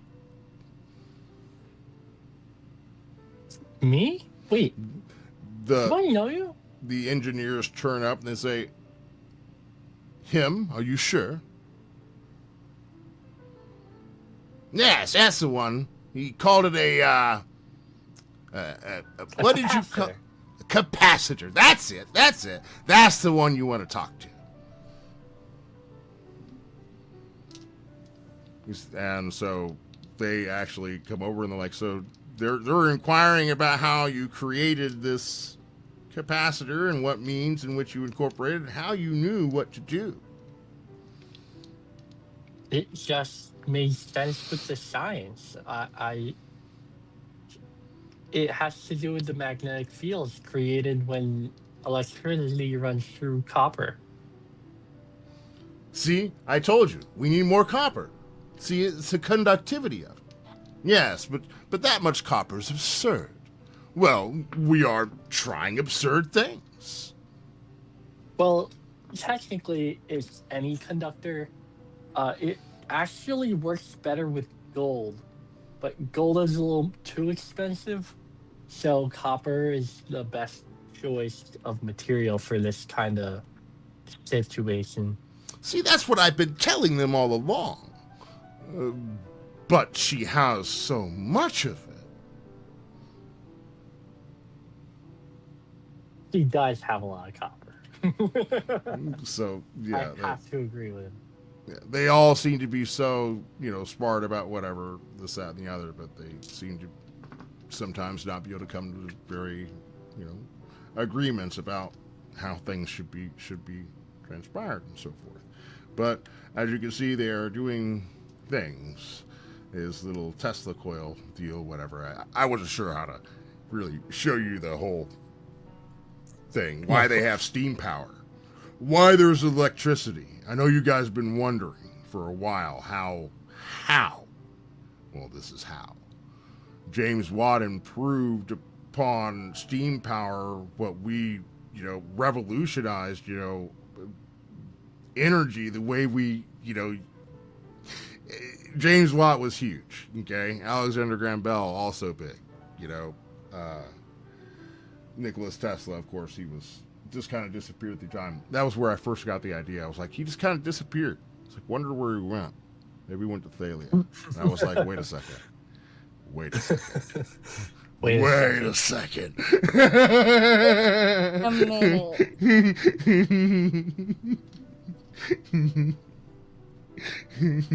So, yeah. So that happened. So yeah, she says you guys have these resources at your disposal. Okay. Uh, these gentlemen are revolutionizing science, incorporating it with the magics of our time. That's so fine because so am I. Maybe I should join you guys. I'll be part of the think tank. Maybe you should. For as long as this world exists. She says, Virix. Why does he keep talking to me? Why does he keep talking to me? Just trying to hide at the back. Yeah, this is the one place you can't blend in. Yeah, not with her. Okay, so. I'm just trying to enjoy my watermelon flavored baby pop. Very good. Don't get a watermelon sugar high. All right, so you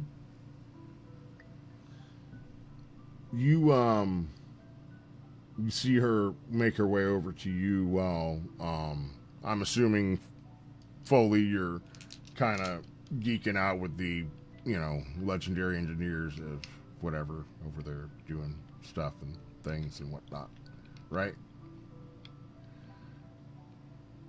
Yeah. Okay. So Yeah. makes her way over to you. Virix is watching them and says, "Now, everyone has something they want, Virix, and that is what troubles me the most. You see, Eric's simple. He just wants power.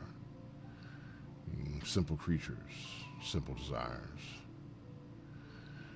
And the engineers want to have the utility to achieve their own imagination's desires. We can give them the resources and so forth to do so. But you perplex me. What is it you want, Virix?"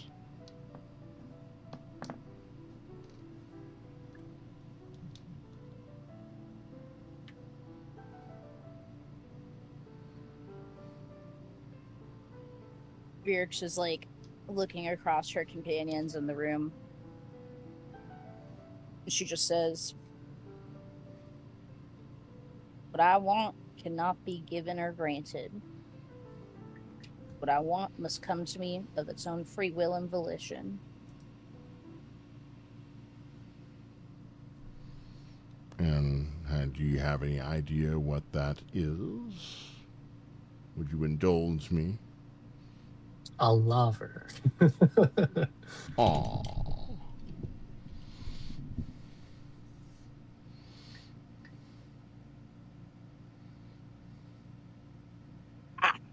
Sorry, I promise. I'm chill. I promise I'm chill. I'm mad at you, IRL though. Me? Yes. Yes, I hate when you do this to me. Do what? Me or Ryan? You. What did I do? Put her on the spot. It's not even the putting me on the spot. It's like, I'm stressed out. What do you want? Why are you stressing me out? Tell me what you want. What you really, really want.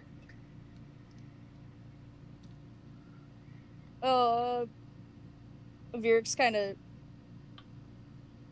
sticks her hand in like the space beneath like her chaps and her like pants, and her thumbs stick out over the edge.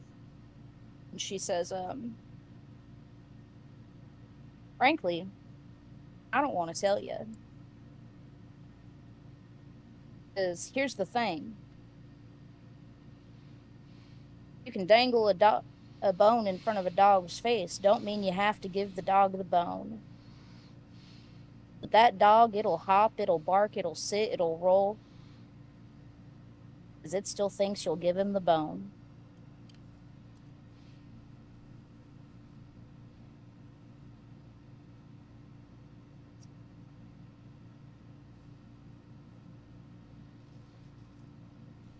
see.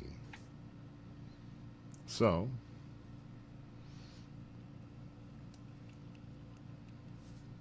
you don't want Zil released from his obligations, then. I hate it here. I hate it here. I hate it here. I hate it here.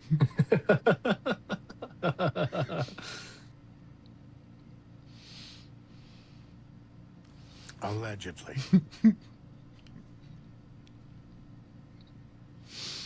She just, as she says that, she just calmly walks away and comes over and puts a hand on your shoulder.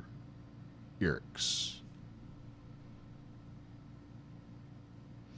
Uh-oh. You have the most interesting of friends, I must admit.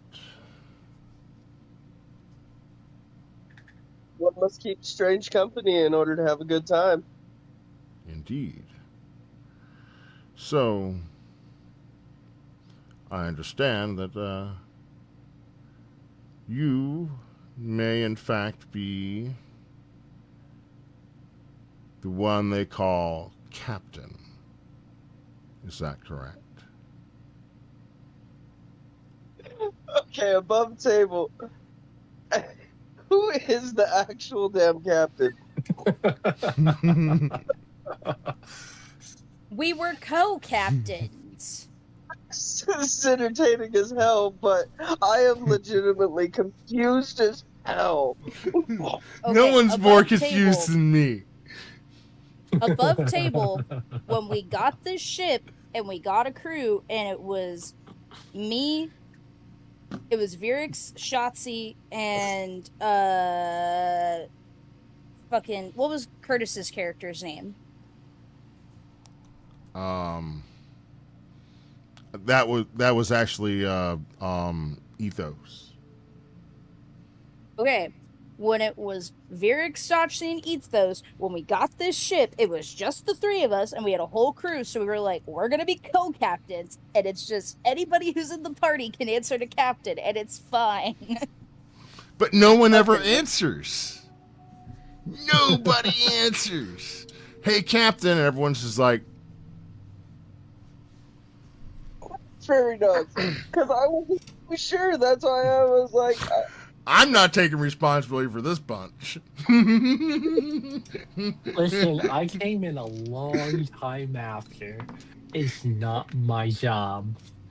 yes. So, what do you say, Irix, to her quandary? Query. I. Question. Aye. Aye. And, so, where do the seas take you next, Irix?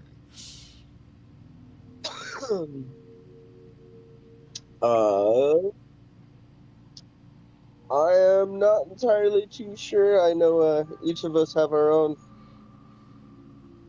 agendas, but we tend to come together to do everything. So Yes, wherever the indeed. wind blows strongest.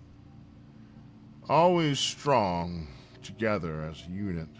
That's something my mother knew as well. Says, this endeavor with your dust, I assume you will be returning to Auroria to make good on your arrangements. Yes. There's that one.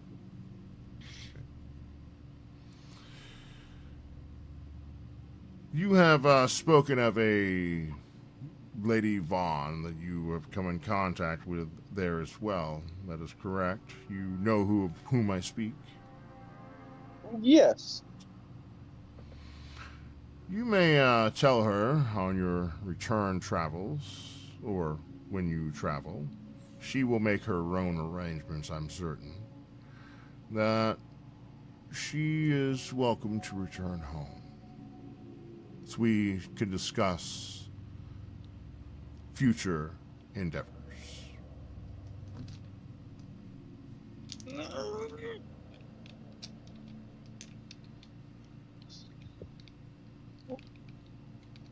Okay, so another job. I've been Simply, reduced to an errand boy.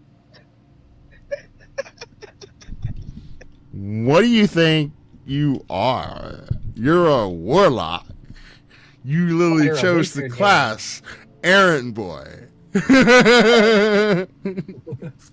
Oh, ow. Take 1d4 emotional damage there from you, DM. Damn. It's true though. I mean, that is absolutely true. You know, that is what you are. No warlock, so I am a Emotional fuckboy. damage. Okay. Of course, you're not necessarily an errand boy to her. You're more of an errand boy to your patron, which happens to be the girl that put her in charge where she is. But that's not really a point. You don't work for her, right? You just work for her. Yeah. And she works for her. How does Middle this? management. How does this work? Exactly. So are we equal? Or is that what you're asking her? Oh. No, I dare not. I'm a dumb bard, but I'm not that dumb. I'll just start a tale about it across the lands, you know. She'd be like, what, in units of blood? Were you equal in that? This is definitely not equal. Anyway, no, but okay. So, what do you tell her? What do you tell her? You're gonna do the thing with the stuff? Is there a way to prolong the effects of the axe? To negate them for longer effects? Well, Or should I take that up with Mother?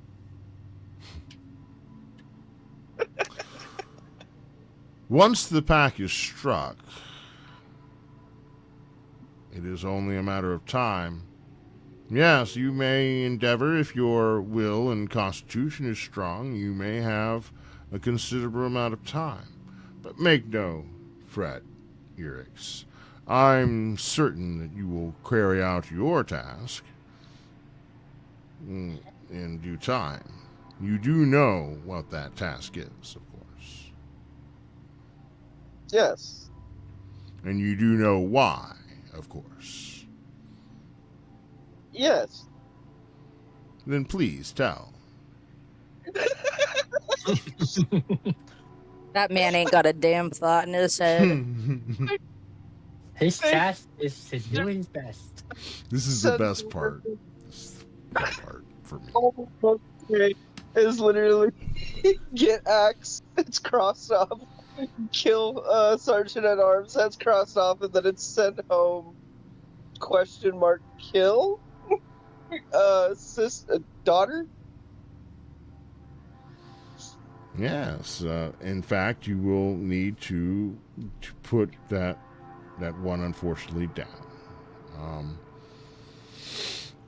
She has, as one might say, gone to the end of her leash. She has proven no longer to be able to be controlled, therefore, measures must be taken.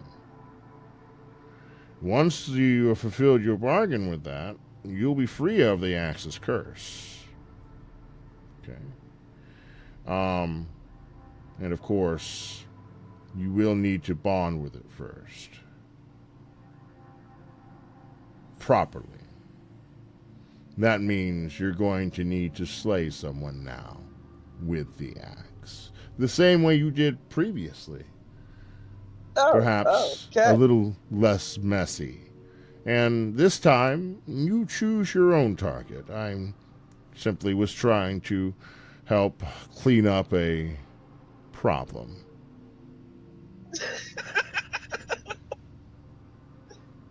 That's what I do, you see. My soul just absorbed it. It turned purple.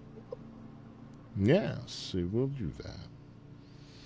And it is a soul drinker, and that is what they called it. You do know. Interesting. What's that? I said interesting. This one got a free kill out of me without me being bonded to it.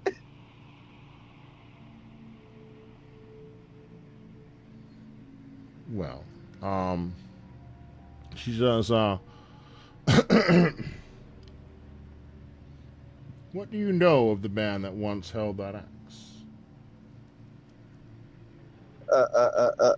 Lord Zanzibar? Oh, forgive me. I misled you. What do you know about the person who first held that axe? Oh, absolutely nothing.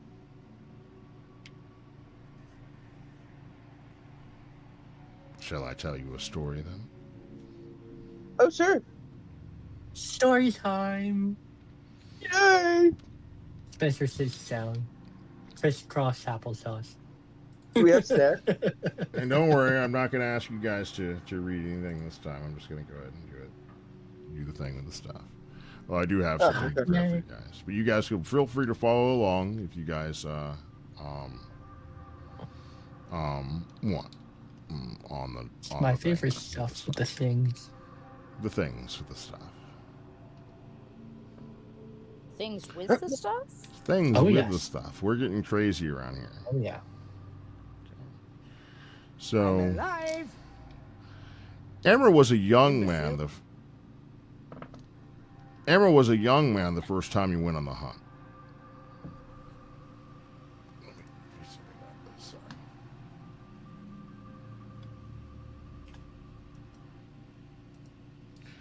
Emma was a young man the first time he went on the hunt. He traveled with the tribe's hunters and warriors for the first time. She hands you this book, by the way. Okay? She says it's one of many stories about the life and times of Amra. Okay? They were hunting great beasts and needed as many hands as they could gather. Amra was still spry, but the last moon of winter he had grown as tall as his eldest brother. Just so you guys are aware, you guys do have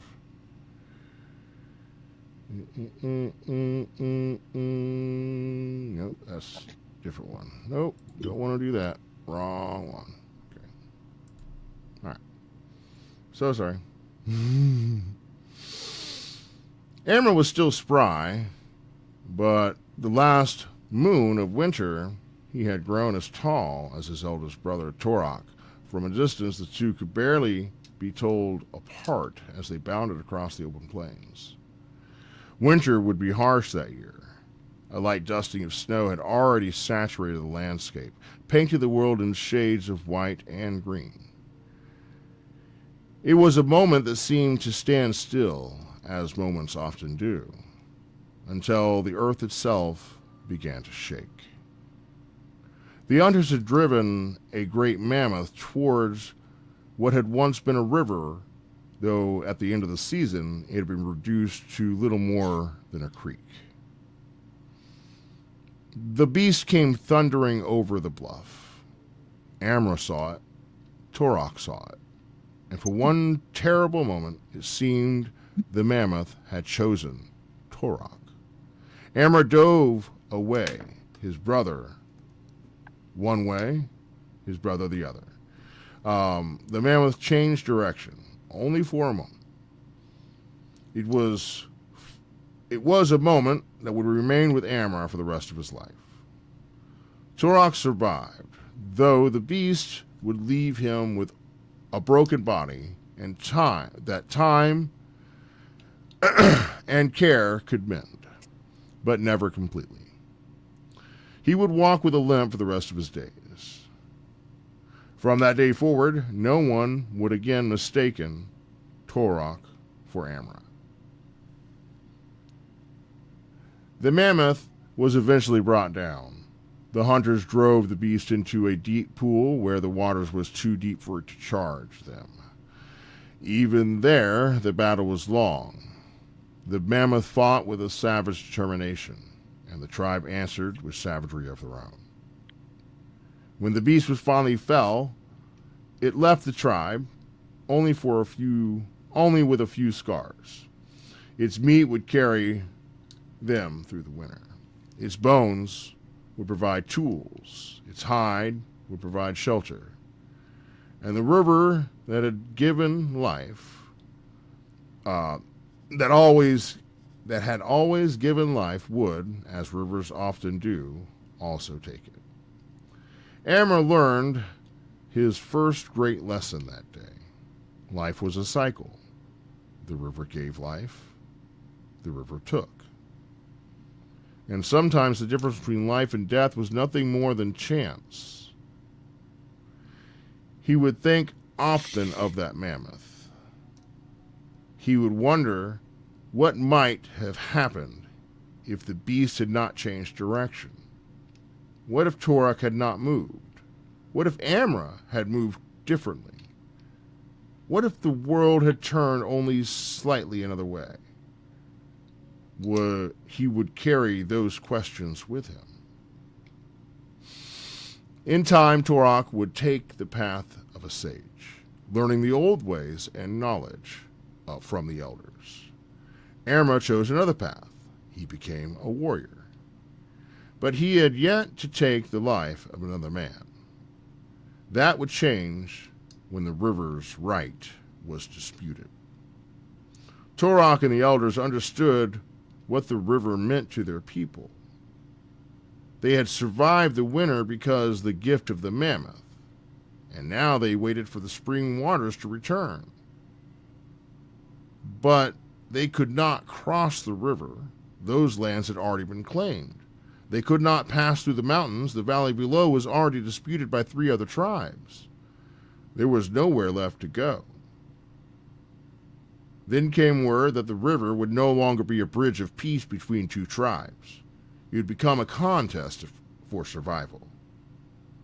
Amra understood then that the fate of his people had been decided long before the first blade was drawn. The river had given them life. Now it demanded a price. That night, beneath the blood moon, the tribe made camp beside the river. They were only a few hundred yards from the place where the mammoth had fallen. Amra stood watch while warriors prepared for the battle that would come in the morning, or so they thought. Beyond the hills and trees that separated him from his brother, Amra saw fire. Then another. Then another. The war from the valley below had finally come to the river above the waterfall. By the time the tribe's warriors returned, Amra's people had already been taken as slaves or butchered where they stood. They had fought to the last. Amra searched among the fallen. He found his brother. Torok was among the brave who had given their last breath. The tribe's survivors wanted to flee. They spoke of the northern wastes, believing they may escape the war if they could only survive the journey. Amra was still a young man, but he was no longer soft-spoken. His brother's ashes had been scattered into the wind, and something inside Amra changed with them. He told them to stay. They listened. His words were spoken with fire, and soon that fire spread through the tribe. Some cheered his name. Some were ready to die beside him. Others were not so certain. They had seen what awaited them. They knew that throwing themselves against a sword that they could not defeat was not courage. It was simply another way to die. Amra told them there was another way. They would cross the river not as a war band, not as enemies, as brothers. They had been brothers before the hard times came. They would be brothers again. Together, they could break the sword that had been raised against them. Together, through violence and sacrifice, they might find victory. His words proved true. His people listened. And across the river, his brothers listened as well. But they would not make their decision with words alone. They would settle the matter the old way. A contest of arms would determine whether the tribes would stand together, or whether they would wait for the next dawn and fight one another for the river. Amra had led them this far, so they named him champion. And the man awaiting across the river was no stranger. He was the man who had slain Amra's father 3 winters ago. Amra had not yet been old enough to hold a sword when it happened. He was now. The old way was simple. 2 axes, 2 men, 6 shields. The last man holding an unbroken shield would be the victor. And so, beneath the blood moon, Amra stepped forward to decide the fate of the 2 tribes. The battle was hard. Amra had already lost 2 shields and had yet to land a solid blow. Behind him, the fire of his tribe had begun to wane. The cheers that had once filled the air were quieter now, replaced with anxious murmurs as they as those watching began to wonder if their champion would fall. Across the river, his rival stood strong. Amra gathered his final shield. The cries of bloodlust and victory continued around him, but beneath them came the boasts of the watching warriors. They shouted encouragement to their champion, confident that the battle would soon be over. Then his rival spoke. He called Amra's father's name. He called him weak. And in the same breath, he called Amra weak. Go back across the river. The words carried across the battlefield. Die in the snow with the rest of your people. And his rival raised his axe. Lay down your weapon, and I will make it quick. Then he smiled. You have been given a chance to die in battle today. Do not make me wait till morning. Something changed inside of Amra. The fire that had begun to fade suddenly burned brighter than it had ever before. He thought that perhaps the fire within him might burn the very stone beneath his feet. He charged. There was no hesitation, no fear, no thought of the broken shields behind him. Amra came forward with a savagery none had seen from him before. His axe struck with such violence that his opponent's first shield was sundered beneath the blow. The axe continued. It cleaved through the man's arm. Blood spilled upon the ground. For a moment, everything was silent. Amra stood over his fallen rival, his blood boiling and his breath heavy with rage. Then he spoke. Take up your shield. The man stared at him. Amra raised his shield. Take it up! His rival struggled. Amra's eyes never left him. Use your stump! Amra commanded, his heart beating like thunder in his chest, or I will take the other arm.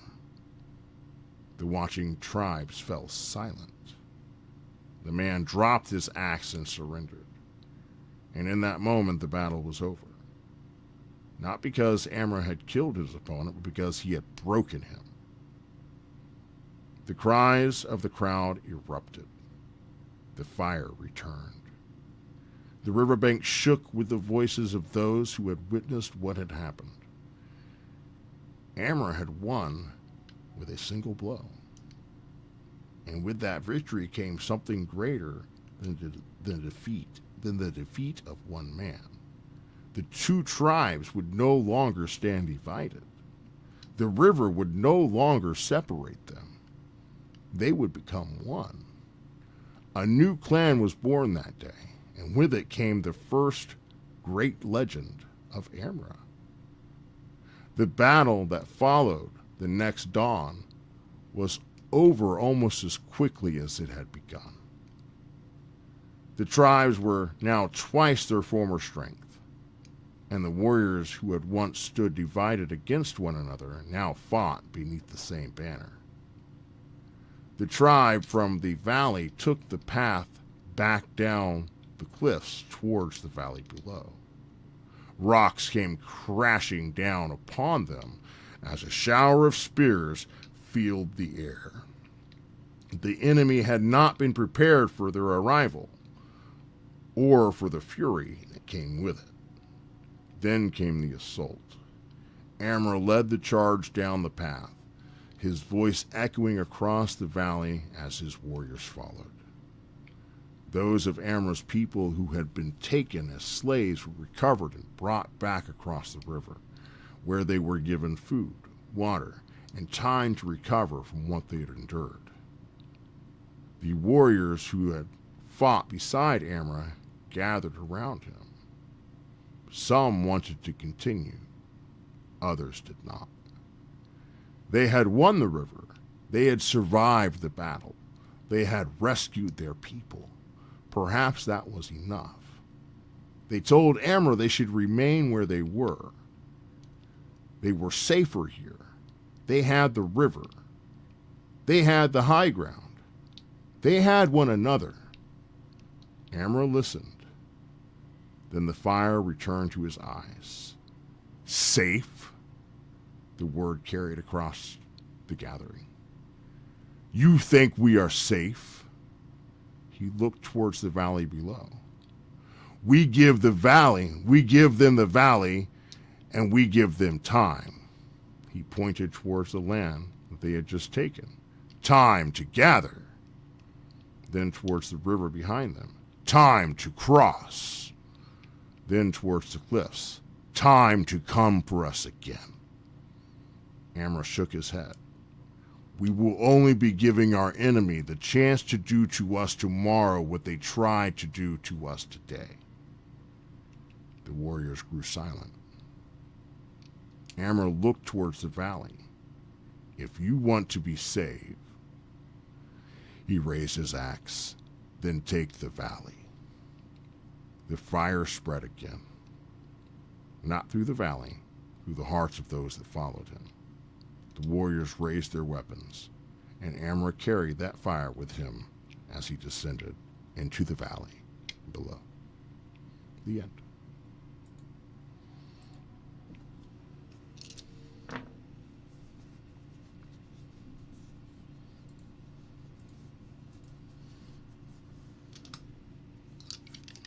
Very nice story. I enjoyed that. Evil doesn't mean evil all the time. Sometimes what you think of evil is done for others. Thank you. Thank you for that. So she looks at you then, Cody, after looking over the story. So of course she says, Amra was a great leader. That is why people followed him. Try to be like Amra. It is one thing to swing an axe. It is another thing entirely to have others swing an axe for you.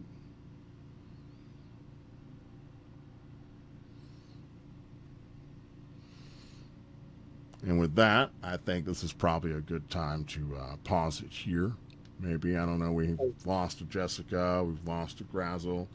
I don't know, is there anything else anyone wants to do or anything like that? You know, I hate to feel like I'm just throwing, you know, these moments at you that are like really big and whatever, but really I'm just trying to, give you an idea of the world you're in. And you're in the wellspring of all the stuff right now, Chimeria.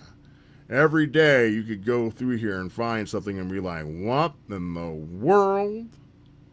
The entire time? Yeah. Yes, All right. there's a lot going on in this world.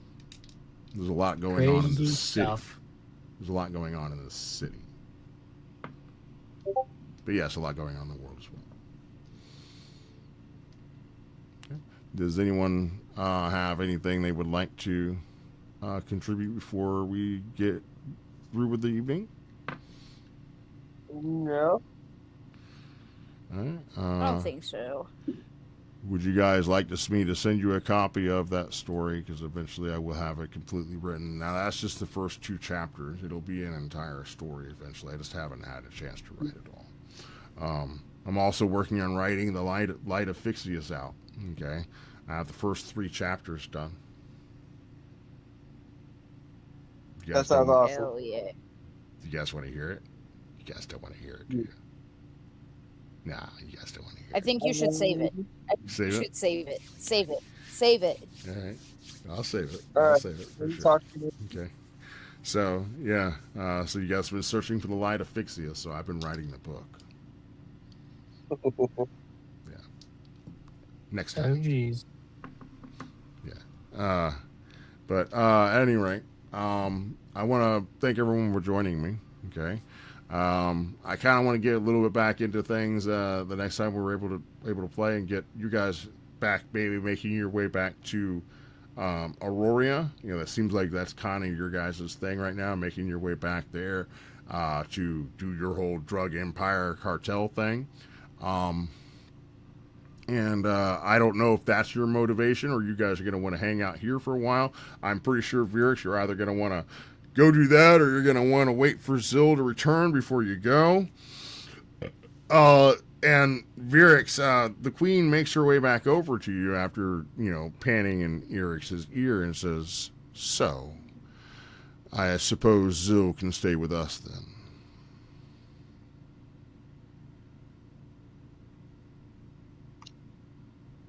What happened to his deal? He was going to finish the job and he was going to be done. Well, that job is You don't keep your transpired. word. He's not continuing. He's not finishing the job, is he? Eric's is.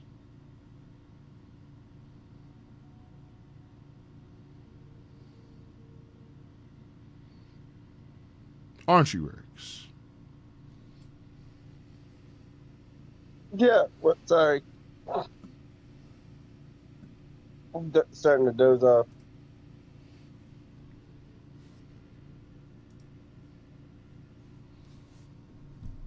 But,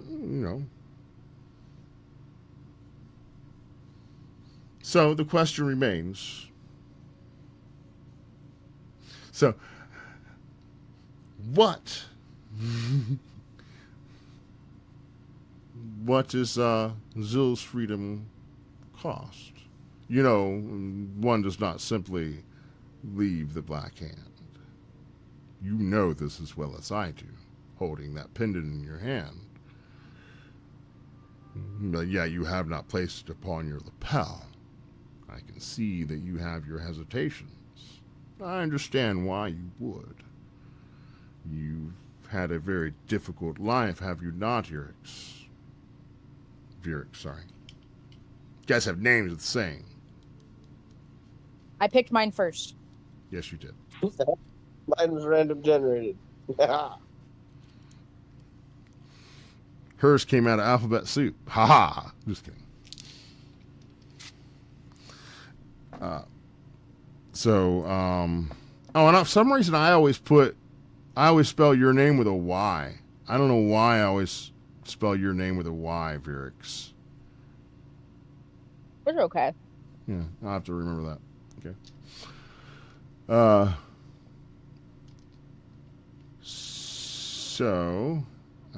Virix,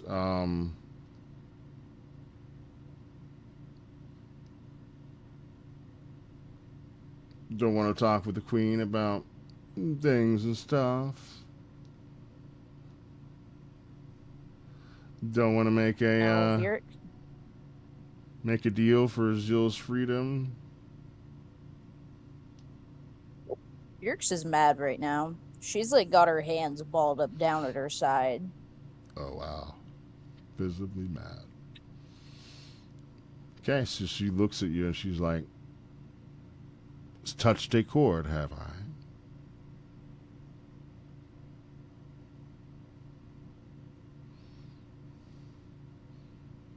So, you simply disappeared one day.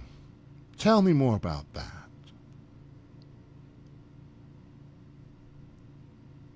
Well, it seems like you already know just about everything. How about you tell me how it went down? They say that you finally found fear. Is that true?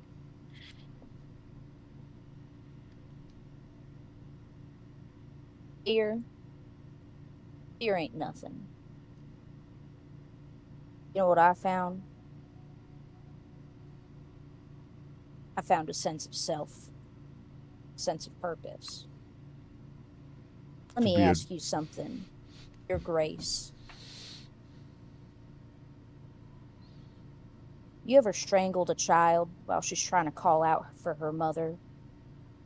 You ever felt the little muscles in her throat fight against your hands, and there just ain't no winning for her because this is all you've ever been trained to do? Babies are delicious, Felix, especially humans. I especially like my human babies. So yes. Whether you're joking or not, you're fucking sick. She's a drow. She's not joking. Oh. I didn't realize she was a drow. Actually, Yeah, I should have she's a drow. realized that above table with the lore of the game. Yeah, she's a drow. Fuck. She knows all about that. You're not going to make her squeamish about talking about blood. She probably is drinking it in her wine. Probably isn't wine.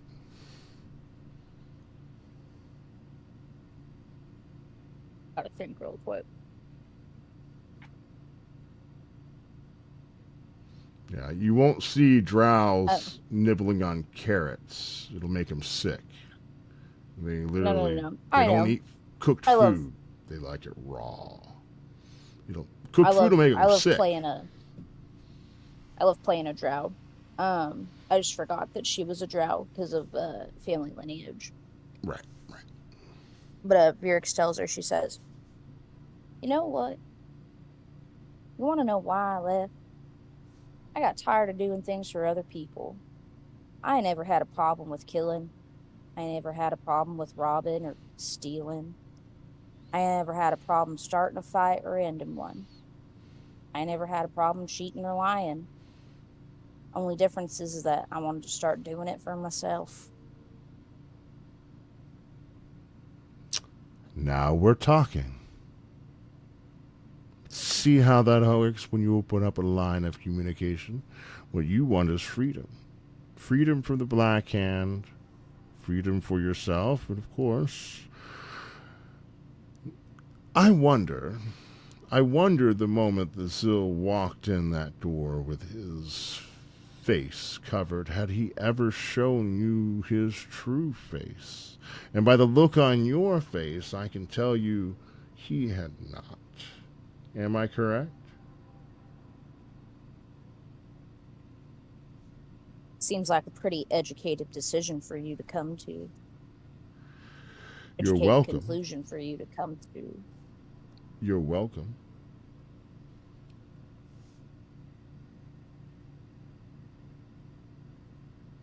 For what? Knowing that Zill was a liar? I already knew that. So is this one of those keep my enemies closer things then? Because you are awfully close.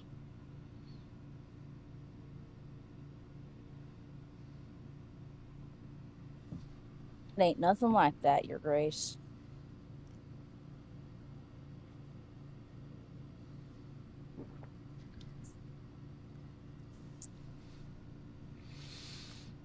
So, there is one thing that you are a bit of a godsend, Virix, in some regards. Would you like to hear more?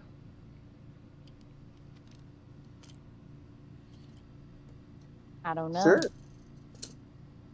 How juicy is the bone you're about to dangle in front of me?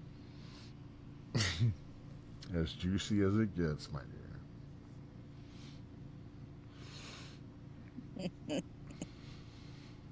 So, George, do not sit on that. Do not sit on that. Do not sit on that. Sorry, George tried to sit on my keyboard. the world itself is so chaotic and difficult to deal with. It's a lot to manage, a lot to take in, a lot to take care of. And I micromanage so much, you may have noticed. And there's one thing I could deal with getting off of my table, and that is the mass production and distribution of Veldust.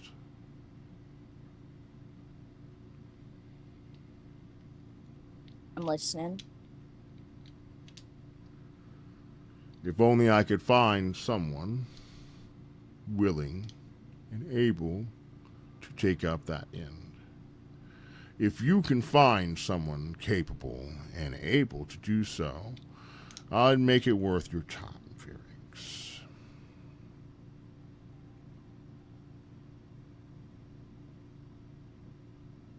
You know, upon your travels.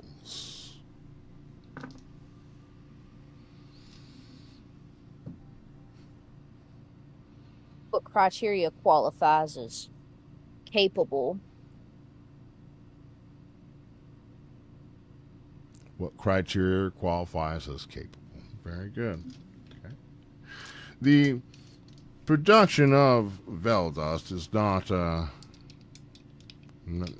in Tasmal, it's completely legal. After all, I make the laws and produce the fruit. So, yes, you can eat my fruit.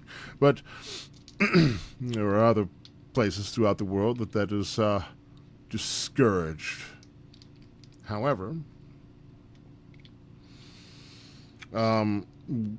Krath, south of here, you're familiar. You've probably gone past it hundreds of times upon your travels. Referring to a pirate settlement that's in the south, just borders the. It's basically in the Gulf there as you make your way up through the river. On the other side of like the tower and stuff like that, you know, that you guys just went to. You know, there's a city out there. You guys have never been to it, but you guys have always seen it. Okay, normally deals with pirates and so forth. In that jungle, there are certain leaves that grow in abundance, and those leaves are processed, and voila, you get your dust. We can make arrangements to have you move down there as soon as possible, if that's something that you would like. Of course, you just need someone to deal with that. I do not like the idea of perhaps being discovered dealing with pirates, and of course they've taken dealings with these Crimson Blades, which has made my dealings quite difficult with them, as we have had our difficult times together. I'd like to relinquish that to you and make sure that you can eliminate this whole Crimson Blade issue, can't you?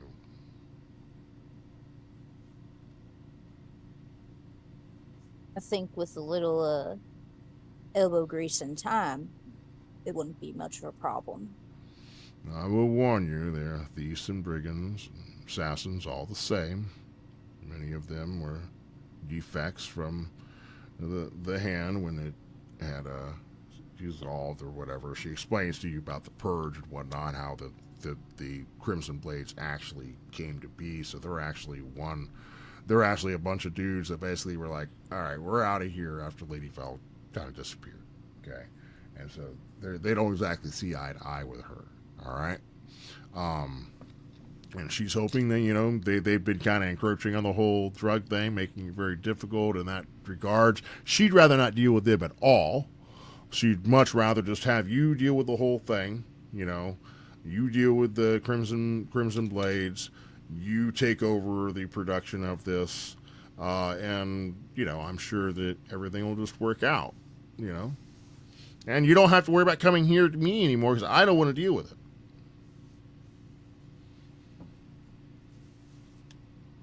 You will simply pay me a royalty. You understand.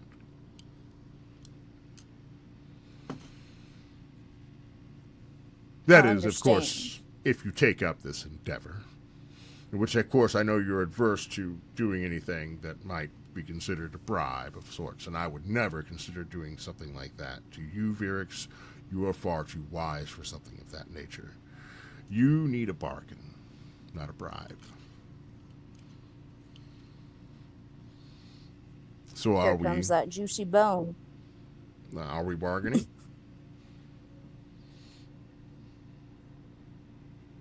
We can bargain. So what would it take to help you take care of this little issue of mine?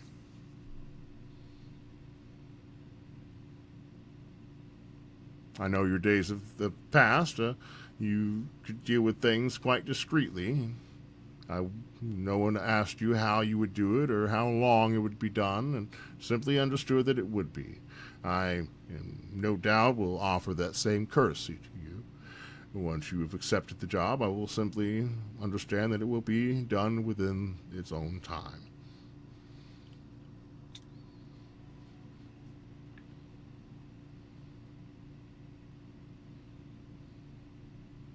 You said Zil didn't finish his job, because Erix is finishing it. Yes. I finished the job. You consider Zil let go of. Done. He is no longer in your employ. You eliminate the Crimson Blades, and I certainly will. Yes, I will relinquish his chain to you, and you can call him Dog.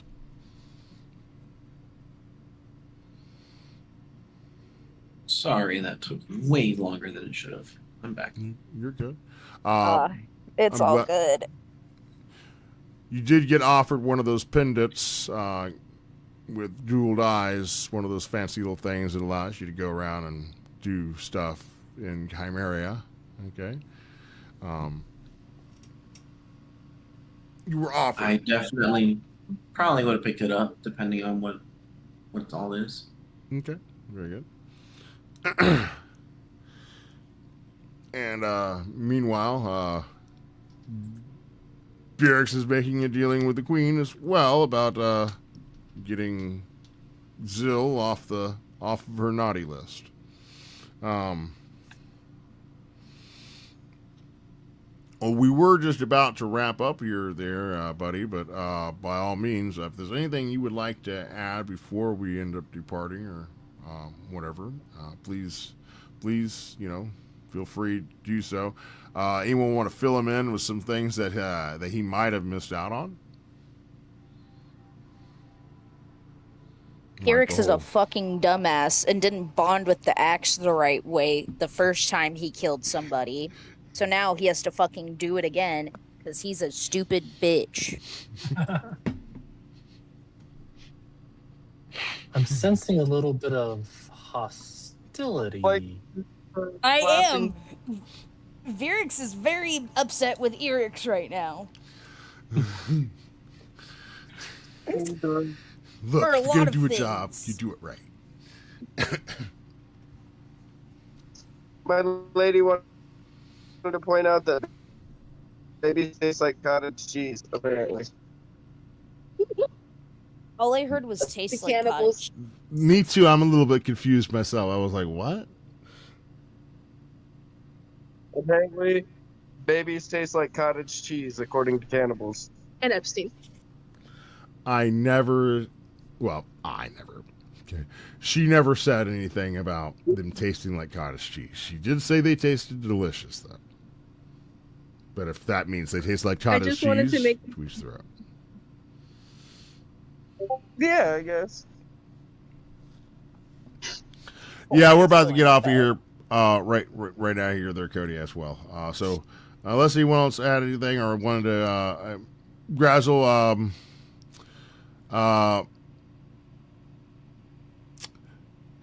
well, Spencer, do you want to tell them what you found? Oh, Enjoy. with the scientists from this world, Nikola Tesla, and all these other guys. Alexander Graham Bell, James Yeah, she Watt. had like a think tank from all these genius scientists from this world, and then Spencer broke the fourth wall. Well, from our world, mind you, but yes. Yes. Okay. Okay. So yeah, So they're all there's here. something going on there. Okay, and it may be related to what you guys did with the tower. You know, with the whole jumping through time. Yes. Okay. Yes. So she I'm did very happy I did that. Okay, so she kind of explains that the two are kind of tied together. That Necrom learned, you know, and Lady Val learned from Necrom, you know, and so you know, it's like the whole what was that old commercial, you know, who taught you how to do this? You all right? I learned it from watching you. Same thing. Why are you bringing? How did you learn to bring people through time and space from other planes of existence? You all right? I learned it from watching you. Sorry. You guys have a good night. You too, man. I apologize. No, you're good, bud. It All is what it good. is. Remember, it's all right there. I'll upload it to the podcast tonight anyway, so it'll all be there in case you missed whatever. You can just find it there. But anyway, I hope you guys all had a good time tonight. I know I did. Okay. I did as well. Okay. I gotta say, you guys are like the non-combatiest D&D group I've ever come across. Like, I give you guys so many opportunities for combat. You guys are like, nah, we're good. We're just gonna go that way. Why don't you tell us a story, then we're gonna go to bed. Okay? All right. Sure. That's fine. All right. I can start a We fight have a next session. barbarian in the group, and we're like, nah. I can start a fight next session. Yeah, I'm just saying, you know, every time I roll random Yeah. encounters, you guys find a way of, you know, avoiding the encounter. It'll be a PvP fight. There you go. Oh, there probably will be a PvP fight next time. All right. Yeah, what were you gonna say? Oh, Eric? to give the queen her answer, and then you can do your wrap up and closing out, and you can also say your sponsors because you haven't done that yet. Thank you. I was gonna say it if you didn't. I But typically do. Vyrix, after the queen says that she'll pass the chain over to Vyrix and Zil can be her dog, Vyrix, she kind of like winces a little visibly, and she like spits in her hand and holds her hand out, and she says, "Let's shake on it then." She looks at what you just did. She looks down at your hand and looks back up, and she's like,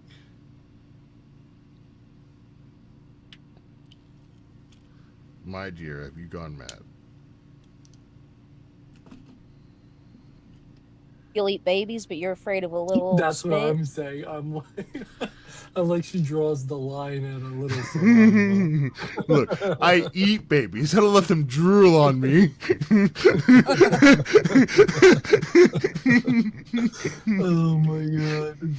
She Awful. no, but she is a little bit flabbergasted at first. She's like, "My dear, have you gone mad?"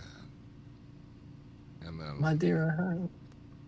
perhaps a little madness is what we need. And she extends her hand. She straight up spits in her hand and gives you the old old oak handshake. Okay. All right. So that was disgusting. Very good. I was enjoying it. What are you talking about? All right, but yeah, okay. So you guys are making a bond through spit. Very good. All right. So hopefully next session we'll get a Zill back, and maybe he'll have a Maury and Cho. We'll see. Maybe Maury can relieve Eric's of his whole dilemma. That is, if you guys are willing to let Maury do that. But anyway, until next time, I want to go ahead and thank everyone for joining me, and of course remind everyone, if you are having trouble finding a game to play yourself, you can head over to startplaying.com, where you can find a game and start playing today with any professional game master from a number of different series or different game settings and so forth, whether you like Chaosium games like Cody does, or you're into D&D like we're doing right now. Of course, if you're going to do that, you might want some dice, so I like to go over to one link at a time. You can find those links in the description below, including a link for w.gg. You can make your way over to w.gg and use the promo code in the description below to earn yourself 10% off your order. That's w.gg using the promo code Jenkins10 at checkout. Okay. Thank you for listening and, of course, watching. And until next time, be kind to each other, because we're all in this world together. And apparently we only get one.